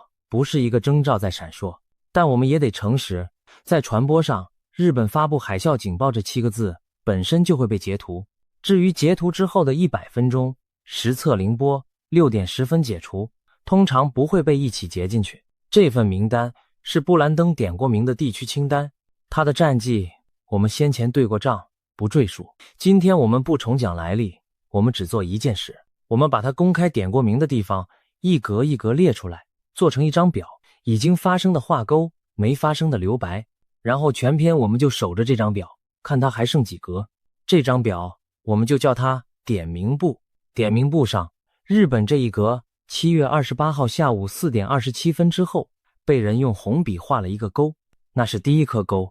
问题是这颗勾画的对不对？先把原始说法摊开。2025年4月30日，布兰登讲过一段关于日本的内容，这段是有公开记录的。他说他在林里看见一场毁灭性的地震和海啸袭击日本，这场灾难会把地壳撕开，而且不止日本。他说美国西岸也会跟着摇，波特兰、西雅图这些城市会剧烈震动，死亡人数他给的是5万人，而且是瞬间。理由那一句被引用最多，罪恶的杯子满了。这段话后来在网络上被加工过很多次，预言圈流传的版本里，日期被填成7月5日，规模被填成 8.7。 要说清楚，这个日期跟这个数字，目前我们找不到布兰登本人明确给出的原始出处，他们比较像是传播过程中被外挂上去的，属于网传，不能算他说的。另外有一份英文预言索引网站的收录，标题叫日本超级地震。那份收录的叙述是这样：美国西岸的大地震会引发巨大海啸扑向日本，海水会深入内陆，摧毁这个国家很大一部分，包括东京。状态栏写着2个字，待验证。好，现在我们把原始说法跟7月28号的实况并排放。原始说法规模 8.7， 实况米 J 7.1。原始说法5万人瞬间死亡，实况38人。原始说法巨大海啸扑向日本，深入内陆，实况海啸注意报100分钟，实测浪高龄。原始说法摧毁包括东京在内的大部分国土，实况东京完全没事，震央在九州，距离东京西南方大约900公里。原始说法起点在美国西岸，实况起点在日奈久断层，那是日本自己的内陆活断层，跟卡斯凯迪亚隐没带一点关系都没有。换成是你会怎么判断？想都不用想，这5条对下来4条半是不合的，严格照原文对，这颗勾根本画不上去。然而事情没这么简单，因为7月28号那天晚上，在日本的社群平台上真的有人在庆祝命中。读卖新闻7月29号报道过这件事。地震发生之后， X 上有账号贴出日本地图，宣称自己标的位置跟实际震央对上了。同一批贴文里还混进了另一种东西，有人拍到天上一朵蘑菇状的云，配文写着刚刚是不是有爆炸，暗示这是人工地震。那一则的浏览数冲破340万，还有账号拿出地震波形图，说这波形是人工爆炸的波形，不是天然地震。我们把这种东西叫假钩。假钩的特征是它不需要对上任何一条原文，它只需要在时间点上蹭到一次真实灾难。专家很快就出来拆了，那朵蘑菇云的正式名字叫金床云，是积雨云被强烈上升气流顶到平流层底部之后摊平的结果，夏天九州常常有。至于那个人工爆炸波形的说法也很快被打回去。天然地震跟人工爆炸的波形差别在地震学里是有标准判别方法的，主要看 P 波跟 S 波的能量比例，还有出动的方向分布。人工爆炸是往四面八方推，天然断层是一边推一边拉，这在出动分布图上长得完全不一样，是大学课本等级的内容。日本事实查核中心的总编辑古田大辅讲了一句很实在的话，大意是请大家依照官方资讯判断真假，不要转发没有根据的说法。这里有一件事必须说，灾难发生之后的头几个小时是假讯息的黄金时段，因为官方资讯还在整理，现场一片混乱，而所有人都在滑手机找答案。那340万次浏览不是340万个坏人，是340万个在震后几小时内想知道发生什么事的人。假讯息之所以有效，不是因为它高明，是因为它比真相早到。所以7月28号晚上，网络上其实同时有2种声音，一种说预言应验了，一种说连云都认错了，还谈什么应验？你信哪一个？先别急着选，我们得先把最不浪漫的那一段讲完。因为要判断点名簿有没有意义，你得先知道，在完全不靠任何预言的情况下，地球本来会给我们多少场7以上的地震？这一段是全片最不好听但最重要的一段。我们照着官方数字念。美国地质调查所根据1900年以来的记录统计，全球平均每年会发生大约15次规模 7.0 到 7.9 的地震，加上大约1次规模 8.0 以上，15次一年。这代表什么？代表平均每24天左右，地球上就会冒出一场规模7字头。而这些地震分布的非常不平均，环太平洋火环带占全球地震总数大约 90%， 全球最大型地震大约 81% 发生在这一圈上。火环带这一圈，我们给它取个名字，叫纳圈火。日本、台湾、菲律宾、印尼、阿拉斯加、美国西岸、智利，全在纳圈火上。纳圈火的基本盘，我们先前专门聊过，不赘述。现在把这2个数字乘在一起看，一年15次7字头，9成落在那圈火上，也就是一年大约13到14次。日本又是那圈火上最密的一段，光是阿拉斯加，统计上几乎每年都会有一次规模7、规模8以上，平均14年一次。所以如果有人在2025年说日本会有大地震，然后2026年日本真的有了规模 7.1， 这件事的惊人程度，说实话跟预言明年夏天台湾会下雨差不多。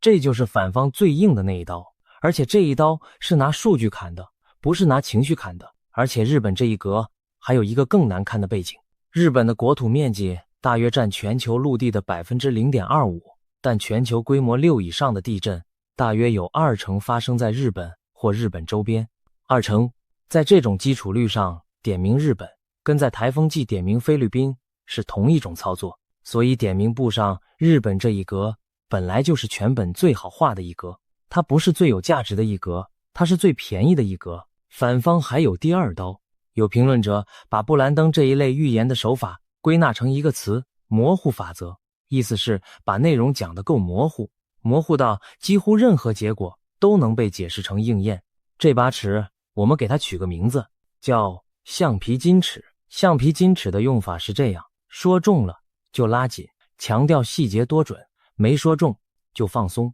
说那是象征，是延后，是神怜悯，所以推迟了。反方第3刀更直接，有基督教媒体整理过。2025年1月，网络上流传布兰登指川普就职典礼会遭遇重大攻击，那天什么事都没发生，那一格到现在还是空的，而且不会有人回头去画它。反方还有第4刀，这一刀最狠，因为他附了一张账单。我们把时间拉回2025年，那一年上半年，亚洲旅游圈被一个日期绑架了整整半年，那个日期是2025年7月5日。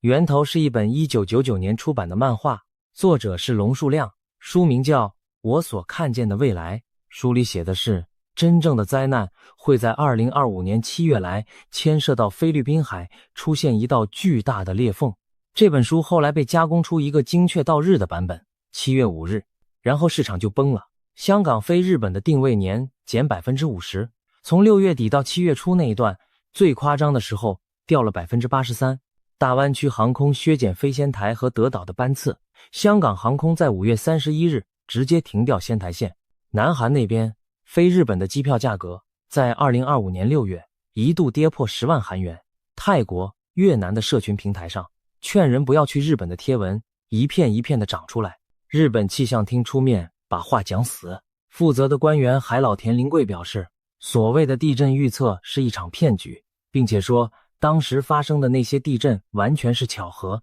呼吁民众根据科学来判断。然后7月5日到了，什么事都没发生。有意思的是，那段期间确实有地震。2025年6月25日到7月4日，兔嘎拉群岛附近出现震群，最大规模6。按照橡皮筋尺的用法，这个震群当然被拉紧过一次。更有意思的在后面，2025年7月30日，勘察加外海发生规模 8.8 的地震，海啸影响到北海道。7月5日没有兑现的东西被人搬到7月30日重新兑现一次，漫画又被翻出来，截图又转了一轮。7月5日这个日期请大家记住，因为它会回来。因为在布兰登这条线上，网传版本填进去的日期也是7月5日。我们找不到布兰登本人明确讲过这个日期的原始出处，但这个日期在2025年上半年的中文网络上是漫画那一条线带起来的，一个日期被2条完全不同的预言线共用。这代表什么？代表在传播的过程里，日期是可以被外挂的，谁红就挂谁身上。换成是你会怎么判断？想都不用想，看到精确到日的预言，第一件事就是回头找那个日期最早出现在哪里，找不到源头，那个日期就是别人帮他加的。这3刀加1刀合起来，反方的结论是，点名簿之所以看起来会准，是因为他点的地方本来就在那圈火上，而那圈火本来就一直在动。我们不替任何一方背书，我们只是把桌上的东西全部翻开来给大家看。可就在所有人以为这件事到这里就结案的时候，另外几个数字浮上来了。第一个数字2437加仑，前面提过，这是禹城市丰野季道的最大加速度，超过2016年熊本地震的1791加仑。我们给它取个名字，叫丰野那台仪器。丰野那台仪器记到的东西不是普通的摇，是把地面当成弹簧床在弹。第二个数字震度7，日本从1949年开始使用震度7这个等级，到现在为止，全国实际观测到震度7的次数，用1只手加1点就数得完。1995年阪神，2004年新峡中越，2011年东日本，2016年熊本2次，2018年北海道胆震东部，2024年能登半岛，然后是2026年7月28日熊本、禹城市和冰川町。第三个数字259，至少259次余震。NHK 引述气象厅的说法，提醒民众接下来1周要注意可能发生同等规模的地震。同等规模的意思是还可能再来一次7字头。第四个东西最麻烦，断层。气象厅判断这次动的是日奈久断层，属于不田川日奈久断层带。2016年那2次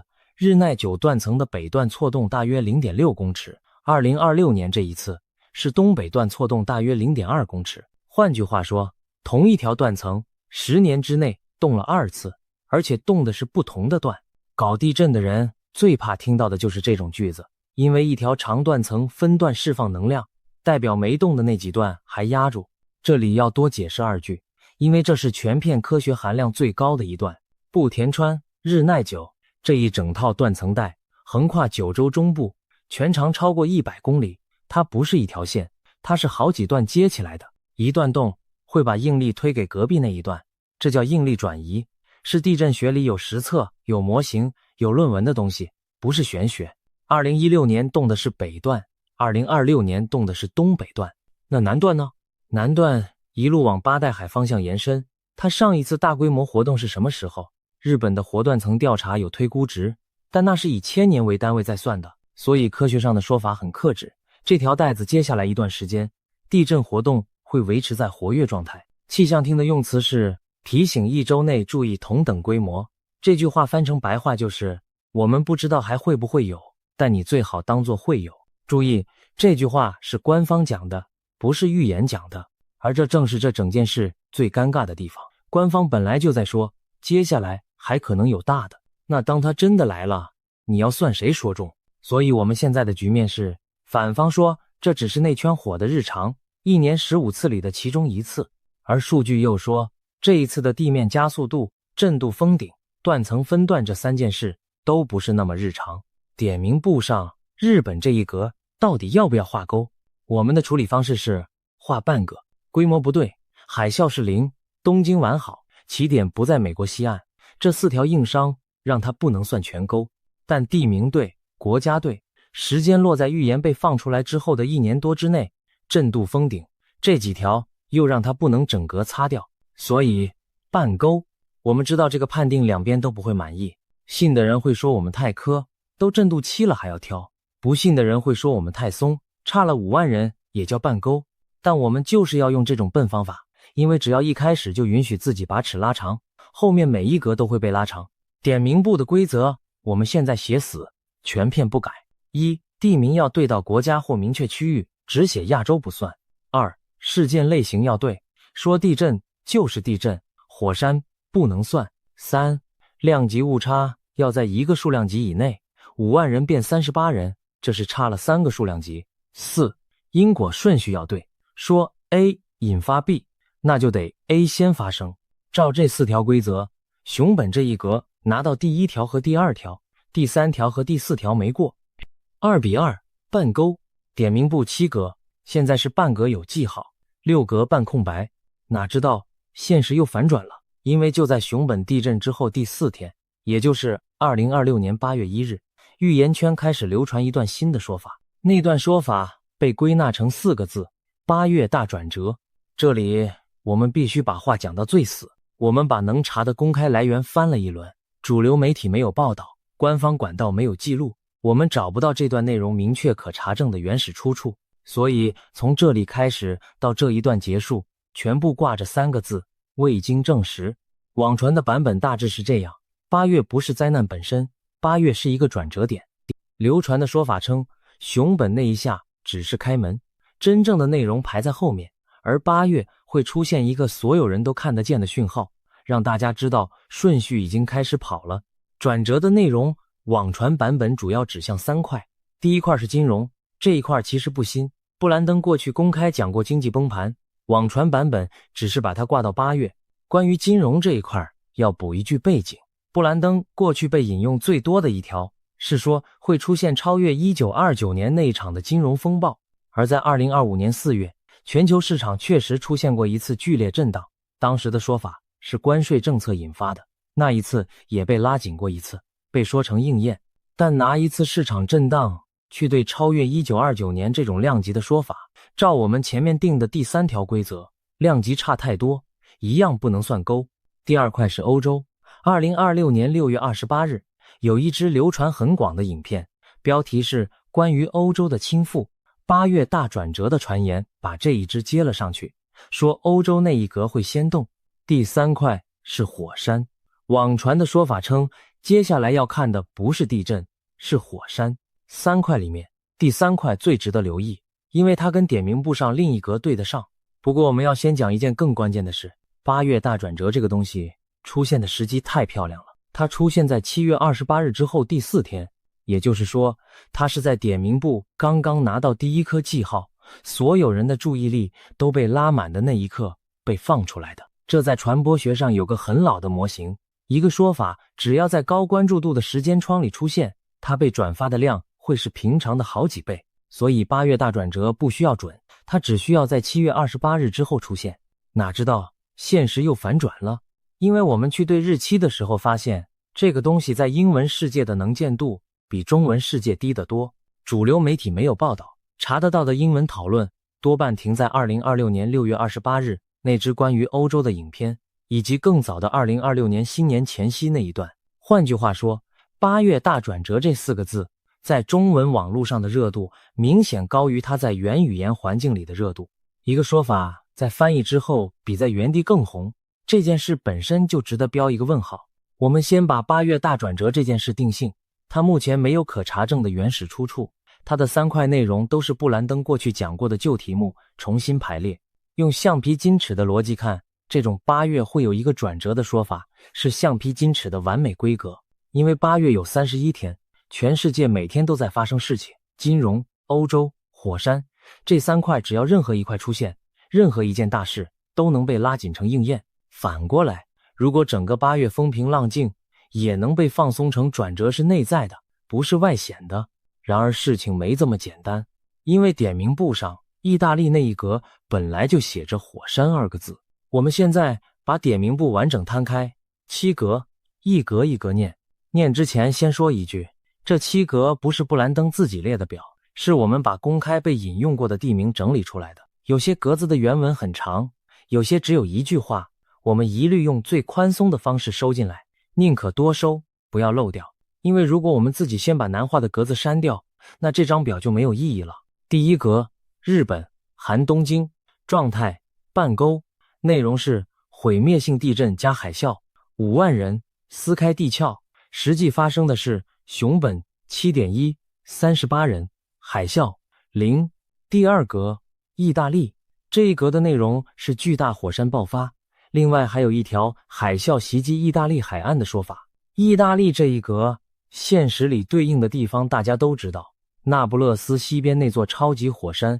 坎皮佛莱格瑞。那座火山我们给它取个外号，叫那不勒斯的锅盖，因为它不是一座山，它是一个直径10几公里的破火山口，整个城区有一部分就盖在锅盖上面。锅盖的实际状况是这样，意大利的观测单位每周都会出报告。2026年7月13日到19日那一周，坎皮佛莱格瑞区域记录到8次规模 MD 大于等于0的地震，最大的一次是 MD 0.8上下 0.3。MD 0.8这个数字小到人站在上面完全感觉不到。同时期有科学团队发表过研究，说这个系统很可能会走到某个临界转变点，但研究者自己也讲得很清楚，他们没办法确定那个转变会是一次喷发，还是只是内部管路的改变。也就是说，锅盖确实在动，但科学家没有说锅盖要掀了，这个分别很重要。这个系统可能正在走向某种转变，跟这座火山快要爆发了是2句完全不同的话。前面那句是论文写的，后面那句是标题杀人下的。而点名簿上意大利那一格的麻烦在于，它的原文只写了巨大火山爆发，没有写时间，没有写规模，没有写是哪一座。意大利有维苏威，有埃特纳，有斯特隆伯利，有坎皮佛莱格瑞。埃特纳几乎年年喷，斯特隆伯利更是常态性活动。换句话说，意大利火山这一格是整本点名簿里橡皮筋伸缩空间最大的一格。只要意大利任何一座火山出现，任何一次明显喷发，这一格就会被划勾。而在地质统计上，那件事本来就常常发生。第3格，阿拉斯加，这一格的内容是海啸。阿拉斯加的统计前面讲过，几乎每年一次规模7、规模8以上，平均14年一次。这一格的难处跟意大利一样，它太容易被划勾了。阿拉斯加只要来一次7，橡皮筋尺一拉就可以说中了。而且阿拉斯加还有历史包袱。1964年3月27日，那里发生过规模 9.2 的地震，那是有仪器记录以来全球第2大的地震。所以只要提阿拉斯加加海啸，就一定会有人把1964年那次拿出来配图，旧事件被拿来替新预言背书，这也是橡皮筋尺的标准用法之一。第4格，美国西岸，波特兰、西雅图，这一格是整本点名簿里最重的一格。因为在原始说法里，日本的灾难是美国西岸引爆的，西岸先动，海啸才推向日本。而7月28号熊本这一次，西岸完全没有动。这就是为什么我们前面说日本那一格只能算半勾，因为照原始说法的因果顺序，西岸应该先亮，日本才会亮。现在的状况是日本亮了半盏，西岸整盏是暗的，顺序不对。第5格，朝鲜半岛，这一格比较特别，内容不是天灾，是人的事。过去流传的内容里，金正恩被冠上一个很难听的绰号，大意是面团做的小人。这种绰号式的内容在验证上几乎是无效的，因为它没有事件，没有时间，只有一个评价。评价不能被划勾，也不能被划掉，它只能一直挂在那里。所以朝鲜半岛这一格，我们的标记是永久空白。第6格，台湾海峡，这一格的内容是中国入侵台湾。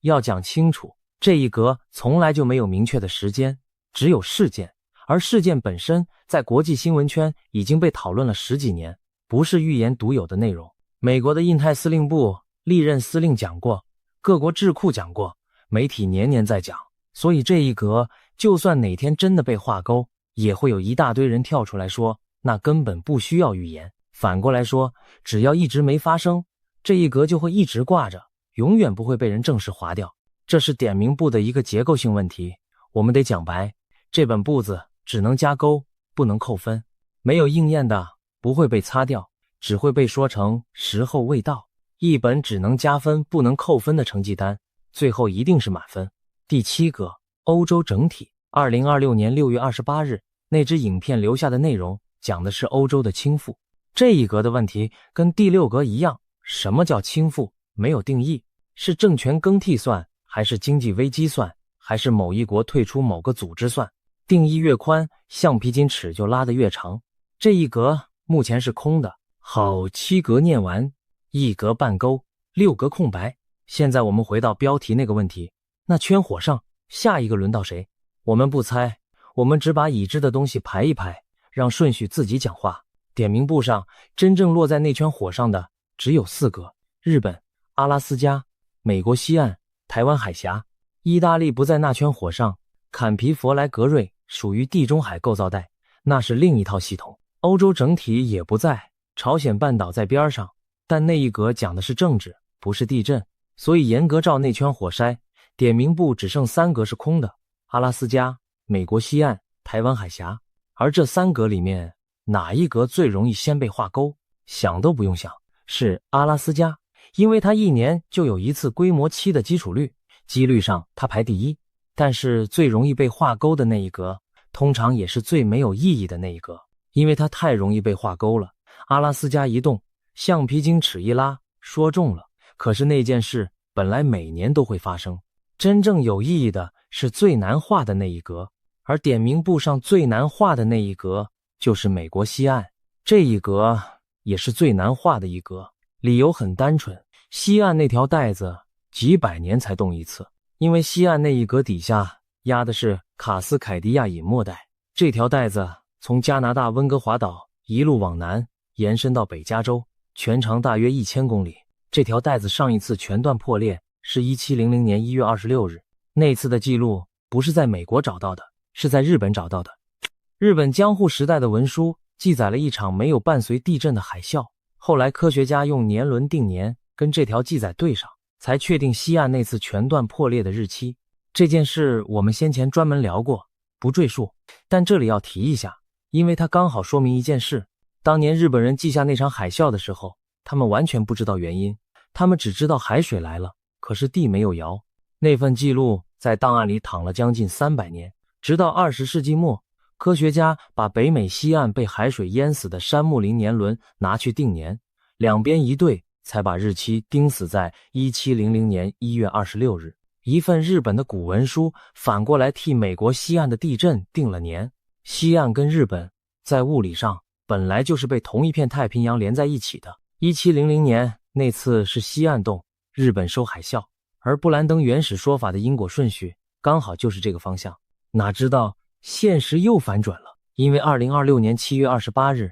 日本先动了，西岸没有动，而且日本这次动的还不是隐没带，是内陆活断层，方向反了，机制也不一样，所以我们现在有2种完全站得住脚的读法。读法 A， 熊本这一下跟点名簿无关，它是日奈9断层自己的事，是1年15次里的其中1次，是那圈火的日常。预言之所以看起来准，是因为它点的是全世界地震最多的地方。读法 B， 熊本这一下是点名簿上的第1颗记号，地名对，国家对，震度封顶，加速度破纪录，时间也落在说法出现之后，细节不合，但方向对。你信哪一个？我们自己的答案是2个都收着，1个都不签。因为签了读法 A， 你就得解释为什么那条断层10年动2次；签了读法 B， 你就得解释5万变38，海啸变0，东京毫发无伤，西岸整盏不亮。两边都有解释不掉的东西。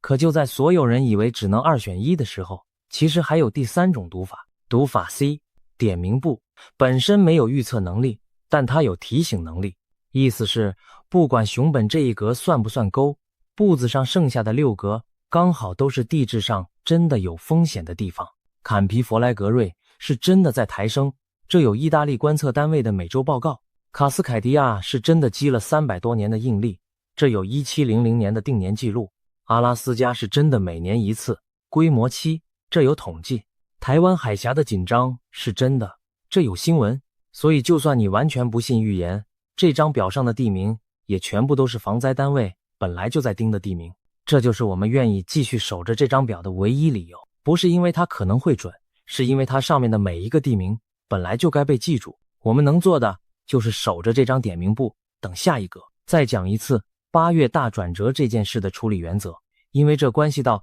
接下来1个月大家会在网络上看到什么。8月大转折目前是未经证实的网传内容，它会被画勾的方式有3种。第一种，8月真的出现金融面的大事，然后所有截图都会回头指向8月1日那段留言。第二种，坎皮佛莱格瑞出现有感地震或撤离动作，那不勒斯的锅盖一有动静，意大利那一格立刻会被人抢着画。第三种，内圈火上任何一个点来一次七字头，然后被接到熊本后面，说顺序开始跑了。三种里面，第三种发生的几率最高，因为它的基础率就是每24天一次。我们把这个算式再摊开一次，因为它是全片最有用的一个工具。一年15次，规模七字头，8月有31天，15除以365，再乘以31，答案大约是 1.27。也就是说，光凭几率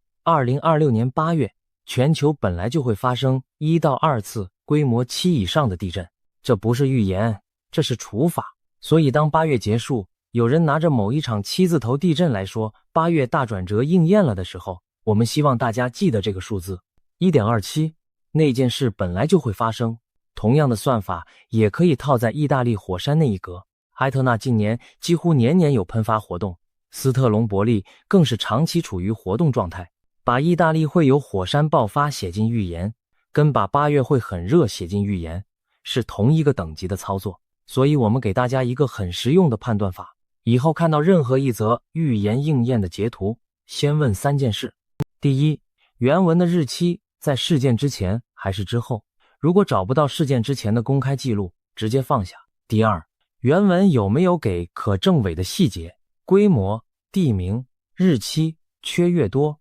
橡皮筋尺的伸缩空间越大。第三，这件事的基础率是多少？如果一年本来就会发生15次，那说中1次不叫预言，叫等到了。这3条就是我们对点名簿的用法，我们不用它来吓自己，我们用它来对账。然而事情没这么简单，因为这3条规则其实反过来也能用在反方身上。反方最爱讲的是基础率，说一年15次，说中不稀奇。可是基础率只能解释有没有地震，它解释不了为什么是熊本。日本一年到头大小地震几千次，能到震度7的70几年来全国只有8、9次，而点名簿上写的是日本，不是写某个小岛外海。7月28日那一下是打在人口密集区的陆地上，是造成38人死亡、26万人被要求避难的那一种。如果只是几率，那几率刚好挑中了一个能上国际头条的地方，这一点反方也没办法完全解释掉，所以我们才说两边都留着。最后补一段大家最关心的，住在那圈火上的我们，这张表到底有没有实用价值？有，但不是你想的那种。它的价值不再告诉你哪一天会震，因为没有人做得到。气象厅讲过，地震预测目前在科学上不成立。它的价值在于，它逼你去看一件平常不会看的事。你脚下那块地上一次动是什么时候？熊本的答案是2016年，10年前。宇城市和冰川町的答案是10天前。台湾的答案各地不一样，但每一个县市的答案都是查得到的。那不勒斯的答案是1538年，那一次坎皮佛莱格瑞喷出一座新的山。西雅图的答案是1700年1月26日。这些数字不需要任何预言就存在，它们一直躺在官方资料里，只是平常没有人去翻。点名簿真正的作用是帮我们把这些数字翻出来看一次。如果一支影片能做到的只有这件事，那也够了。现在把账对完。熊本那一格7月28日下午4点27分，震源深度16公里 ，MJ 7.1，美国地质调查所给的 MW 6.8，宇城市和冰川町震度7，5个市町震度6强，宇城市和八代市长周期地震动阶级4，丰野那台仪器2437加仑，海啸注意报纳100分钟实测凌波，死亡38人，受伤142人，全岛181栋，半岛245栋，部分损坏1419栋，约1万人回不了家。余震259次，日奈9断层东北段错动约 0.2 公尺。原始说法那边是规模 8.7，5万人瞬间死亡。巨大海啸深入内陆，摧毁包括东京在内的大部分国土，而且起点在美国西岸。两排数字并在一起，差距一眼就看得出来。这一格我们画半勾，意大利那一格坎皮佛莱格瑞在2026年7月13日到19日那一周记录到8次地震，最大的一次是 MD 0.8上下 0.3， 小到站在上面感觉不到。研究团队说系统可能走向某种转变，但没有说会喷发，空的。阿拉斯加那一格统计上几乎每年一次规模7 1964年那次是 9.2， 空的。朝鲜半岛那一格只有一个绰号挂在上面，没有事件也没有时间，空的。台湾海峡那一格讲了10几年，没有日期，空的。欧洲那一格只有一支2026年6月28日的影片留在那里，空的。美国西岸那一格卡斯凯迪亚隐没带全长约1000公里，上一次全段破裂在1700年1月26日，到现在326年，空的。7格里面1格半勾，6格空白。半勾那一格的代价是38条人命，26万人被要求离开家，一个县第3次吃到震度7，剩下的6格还在那里，没有日期，没有规模，只有地名。而在美国西岸那一格底下，原始说法留下了2个被划线划得最重的地名，一个是波特兰，另一个是西雅图。